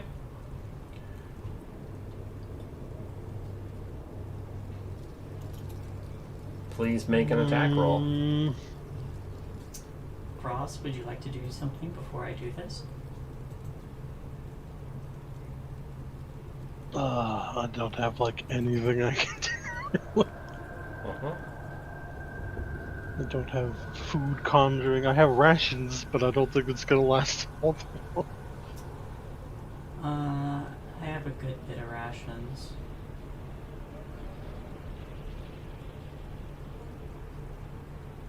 It's fine. We can plant beans and grow our own food. You could plant the beans and Oh, potentially no. grow your own food. I'm sure an infernal chaotic evil treant won't have any modifiers added. If only Lily still had those beans. Oh wait, no, I have those beans. Someone Why else aren't they in has my those inventory? beans. You had those beans. I can tell you how much you have. Okay. Any hoodle, somebody said they were going to attack the imp. Yeah, well, he's not letting us take a look at the contract, so. Why would he? Oh yeah, it's the contract between them. Because Yeah, he's got it's like- something to hide. That's not how that logic works. It's like, show us the contract. No, it's none of your business. Okay, die. He doesn't have to show you anything. You haven't given him a reason to show you the contract.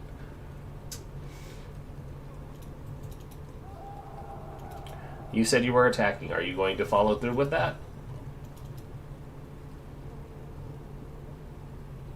Yeah, I think so. Okay, make your attack roll, please. Your Garmers. I only need the one. And.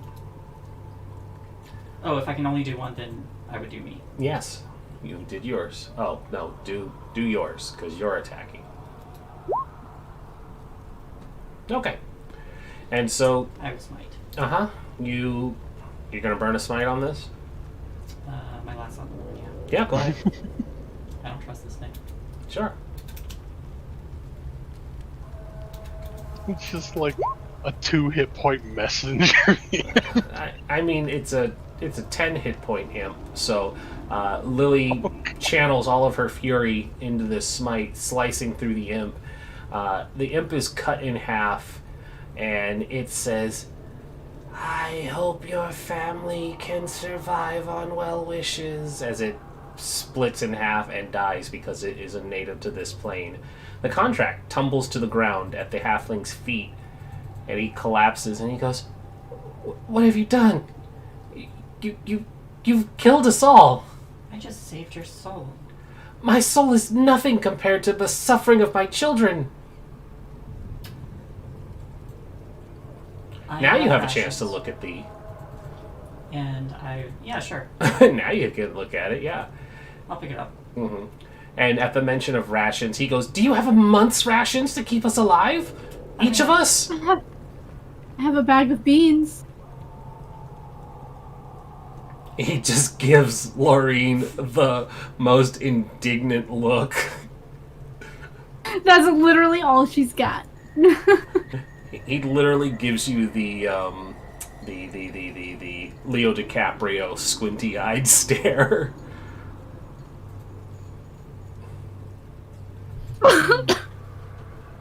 Sure, what does this thing say? Please give me an intelligence religion check. Oh wait, sorry, that's the wrong thing. Give me... I don't know why it rolled down. Intelligence investigation. Investigation? Hey. I point to... No. You said you were reading it. Please give me an intelligence investigation roll. Okay. Don't rope anyone else into this. This was your action. It's okay, you can bring the gibberish to me if you can't read it. Exactly. Yeah. You have to do I've yours. got good. 18. It's like, do yours first. Okay. So, with an 18, because apparently you slapped bless on it afterwards. I said bless. Uh-huh. You also were trying to pass it off to someone else a moment ago. Okay. So, with a successful check, you are able to get through the dense and convoluted text of the contract, which will give the imp the souls of the halfling's entire family if he signs it. So the imp was leaving out a good bit of detail, it seems, and was just trying to get him to sign as quickly as possible before you had arrived. So You had done a good thing stepping in to intervene on his behalf. The imp was trying to play on his desperation and had omitted certain aspects of the contract, which wouldn't have mattered in the long run because, as any legal document says, if you don't read the terms and conditions, it's not your fault. Or it's not their fault after you sign it. You are still bound by what is written. So you did. Ignorance is no excuse. Yep, and so it turns out that you did save him. It doesn't save him from the issue of starving to death, but you saved him and his family from having their souls taken. So I look at that, and then I look at him. There is also one other thing. Yes. The imp had dropped something when you cut it in half. A small iron rock coin clinks, and please give me a dexterity, just a standard dexterity roll, please. See if you can catch the coin with your foot. Well, roll, not a save, but Oh, sorry. Same thing. yeah, there's no modifier in it this time. So what you end up seeing is there is a coin that appears here. You don't need to read the text because it's not not anything that matters to you just yet. But it is a 5 inches across and about an inch thick and minted with infernal iron. It weighs about a third of a pound and is inscribed with infernal writing. And there is just like a heat that is given off of it as well. And it looks very, very sus when you hold it up. Well, this looks very sus as I hold that up, and then I hold the contract up. So is this.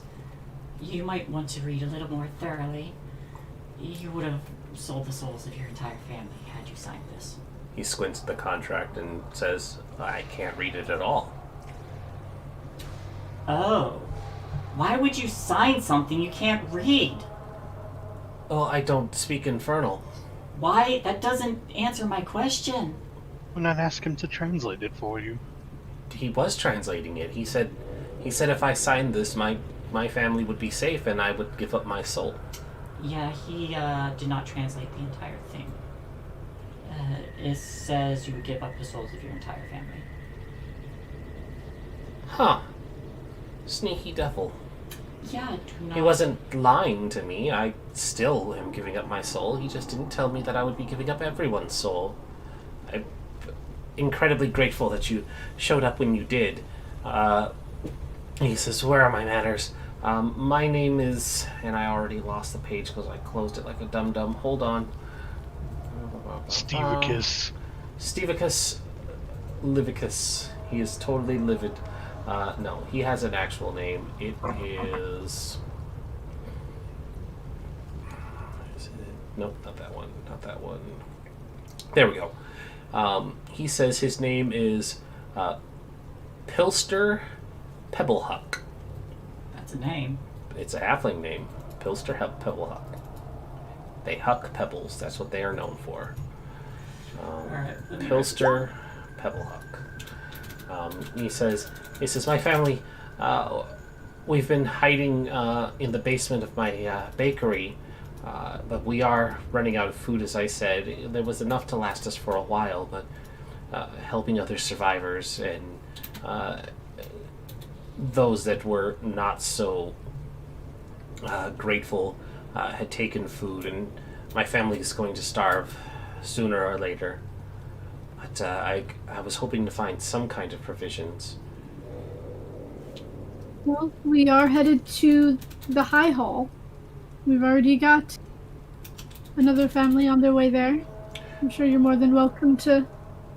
You and your family can come along. That's very kind, but the bridges are being held by the devils as well.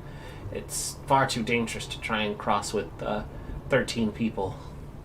We noticed the ones guarding. We nearly made it across in a confrontation. We'll have to try again another time, but right now we need to rest. Well, yeah. it's going to be a bit cramped adding more people, but our basement is secure for now. We have a bit of food that we can share. I do, at least. He kind of like looks again, and his expression kind of saddens a bit. He says, "You have enough to feed 13 people." Well, that is more than half my rations, but I can spare some.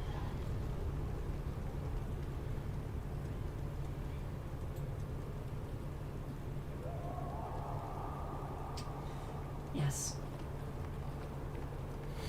All right, wonderful. If you'll follow me, and he'll take you. Bloop. Much further south, away from the bridge, to what is the remnants of a bakery shop, and he moves some debris aside that had collapsed over the main entrance, and it was enough for a halfling to be able to slip through. So anybody who is medium or larger will have to try and squeeze by without damaging his little passageway here. So please give me a athletics roll to try and slither your way through.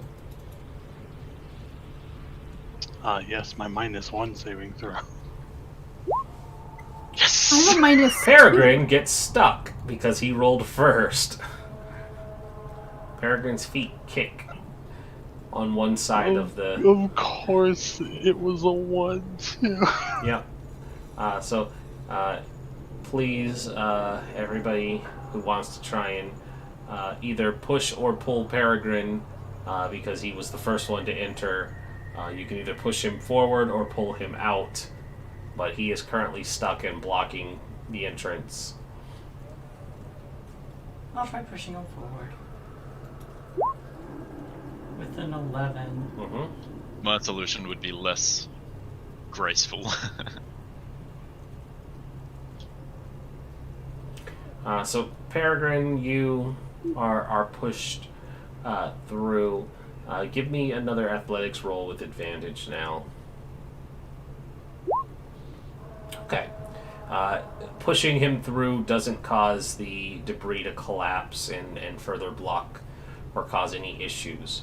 And so I think with that, though, he does open it up wide enough for everyone else to crawl through without any issue. As Garmer approaches, there's going to be a bit of some light that kind of like ripples over him, and he's going to take a smaller form.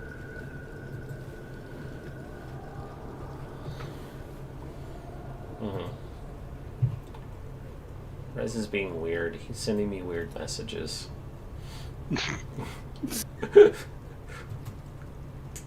Birthday boy with the weirdness. Birthday boy with the weirds.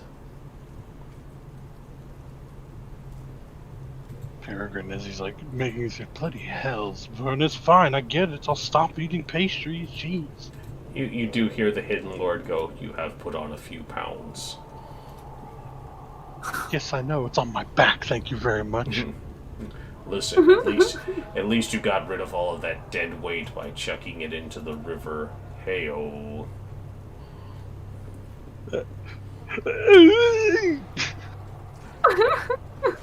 Now just get rid of Magmo. I'm gonna make him again, and he's going to be better. Mechagana 2.0 is going to have painted on mean eyebrows, so everybody knows it means business. Knows it's serious business. So as you all push into the safety of this bakery, he shows you there's a little cellar door in the back that has a staircase down. And he calls in, he says, "Everyone, I'm back." And he leads you all down, and you see that there is a cramped basement cellar, and quickly Filster's wife, Milster, runs up, and she's like, "Did you bring any food?" And he kind of looks back at you all, and he says, "Not enough, but it will do." And he says, meet my family. This is my wife, Milster. And then he also introduces the other 12 children that him and Milster have had. They're all varying ages of adorable halfling children.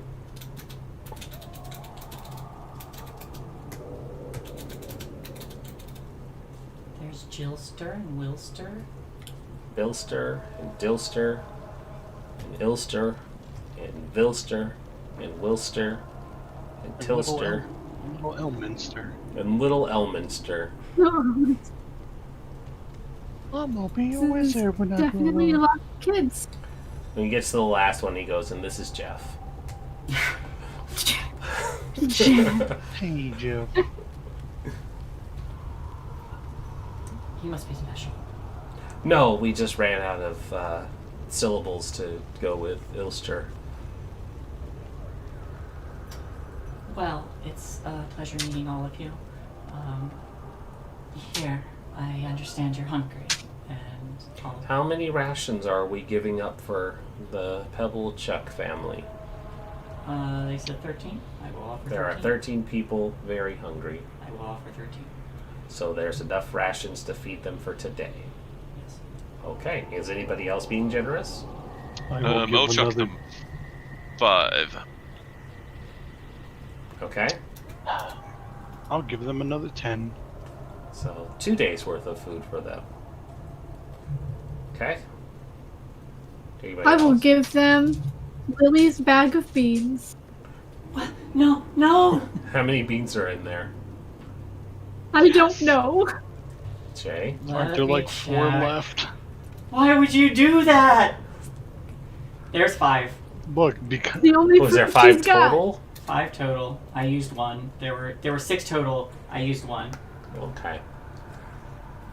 So they're like beans, and like the kids snatch them up, and let's see here. Oh no! Oh no! They don't plant them. They might. But yeah, I was like, yet. They don't plant them yet. What have you done? Hilarious things. we might have fed a family forever, or their last meal. Who knows? Listen, We might have fed them they forever. won't. They or won't die in 2 days. That's what's important. Or we either fed them or we fed them to something. Yeah, pretty much. Let's see here. Where's the Either way, they're not going hungry after day 2. There it is. Bag of beans.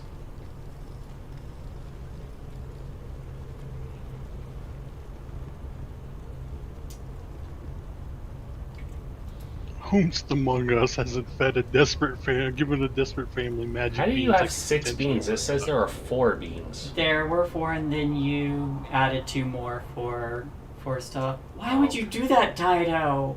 And I you- love those. So you things. should have 5 then, because you used 1.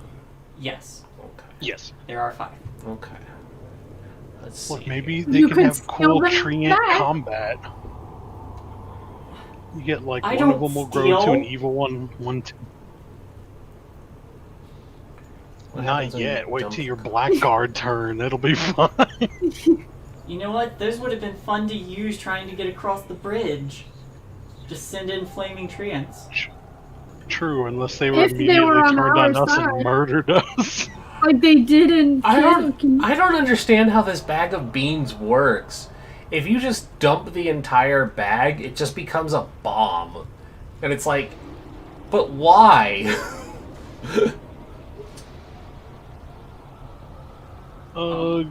I want to know the reason why the entire contents of the bag of beans is just an explosive. Well, now we might be in a lot of trouble, so Yes, that's why I'm trying to figure out why it becomes a bomb. Like, what's the reason, Wizards of the Coast, for making it a bomb? you identified these too. Mm-hmm. Not even individual one. I just know that it's a bag of magical beans. You identified it. Yeah. You know what it does. Mm-hmm. Yeah. I'd like to someone's suggestion. Why are you is- still giving it to him? Because it's the only food I have. It's not food. They don't know that. You know that. It's a person. I was a know that, but suggestion they for don't Alright. know that. You just So- handed them a bomb! Potentially a bomb. Alright, Instead of it exploding and killing people, it explodes into wild magic, and then you roll on the wild magic table. oh, that's a fun idea. Alright, so let's see here. Oh no. Why? Perfect. They all Okay, get turned into plants. let's find the super wild magic table. Oh no. What have you Hey, if they get done? turned Hey, into you wanted it to get plants, then crazy, they Shay. might bear fruit. Oh, So no. now I give a bunch of kids. That could be. You turned a bunch of kids into, like, celestials now. Hope you feel The good about D10,000 wild magic surge table. Oh Really? boy, that's Why? a lot. Why? Oh, no, that's dumb. There's too much stuff and a lot of nonsense. You could do the 1D222. I don't even know what They all get gems in their eyes. Oh god, they're gonna start shooting, like, lasers out of them at people.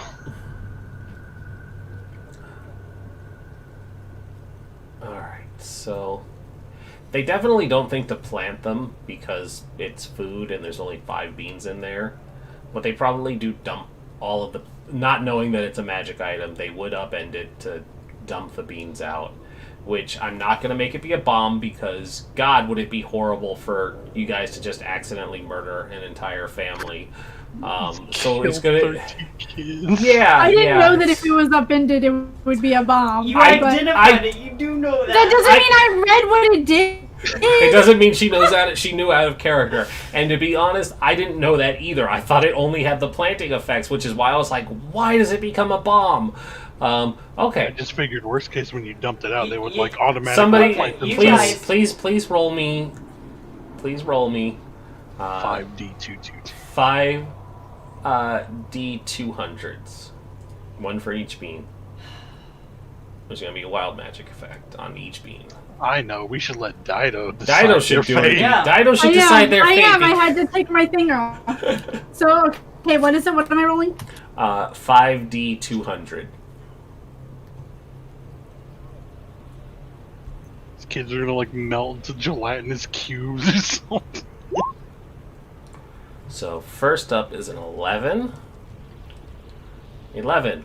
A loud noise accompanies the spell or this thing, confusing the caster. Suffer the effects of the confusion spell for 1d4 rounds. So the children who dump the beans will suffer confusion. There's one. 72. Maximize the damage of the next damaging spell you cast within the next minute.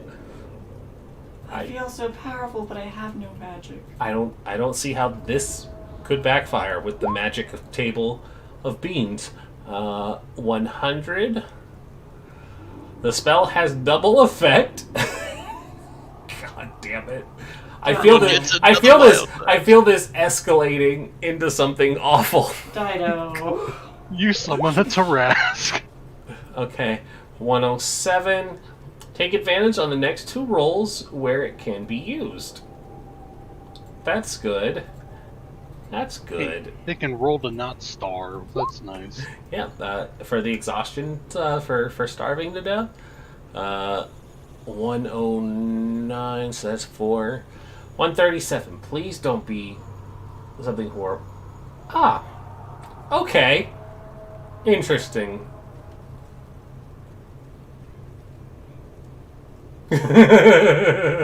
just that dead silence. It's like, uh-oh. That's good. I'm gonna bump it to the one before it just because I don't like it. The 137 isn't very good. 136, however, is gold, and so I'm gonna use that one instead. You are cloned. Oh, no. Only one can be used at a time. This is the same as a mulligan. If you truly die, you just start over where you left off as a clone. So, Now there's 14 children. Yeah, well, actually, it goes from being 12 children to 24 children because each have a clone now because it's the maximized effect. Shows And good luck feeding that family. And then confusion. I need to look up how confusion works for this. Oh Well- god. They can attack each other. Oh no. Oh, that's gonna be hilarious. Nothing like evil clones trying to take over. So then... Oh, you roll Four for it. rounds. It's like they'll either move in a random direction, they don't do anything, they'll attack something in a random direction, they can do stuff normal. Alright, ready for this chicanery? D10. 24 D10. Creature uses all its movement to move in a random direction. So, one clone just books it. Several clones don't do anything. I need 7 to 9. 1, 2, 3, 4, 10, 5, 8, 6, 11. 7, 8. 8. 4 clones and 4 regular children all start attacking each other because there can only be one. That's the first round, and then we do it again. 4 clones don't do anything. Dido, never again. Or 4 clones use all of its movement to run panicked. Several don't do anything. 3 act normally, and then I know the perfect way One. to end this. 2 start attacking each other again. 3 act normally. 2 run in a random direction. Oh god, several start fighting. It's turning into a full-on clone versus actual child brawl. All these tens. Those clones are going to be upset because if one dies, so does the other one. Yep. So it becomes really cramped in here, and all of the children just start fighting, and the parents, there's only 2 of them, so they can't do anything to make this better. But it is just chaos and pandemonium in this now incredibly cramped basement. And the halfling Filster says, "This is the opposite of helping. Now I have 24 mouths to feed. I didn't have enough food to begin with." So, Lillian's gonna try to bring some order here. Dido, you are never allowed to bring up the flower bomb again. It's okay. Peregrine will make a devil's deal to get a deck of many things to totally make it up for them. Here, just draw this. Oh no, now the dad's in the void. Alright, Well, at least he doesn't have to deal with I'm 24 gonna cast kids now. sleep on the children Okay. because they're noisy and loud. Oh, did I not actually roll them?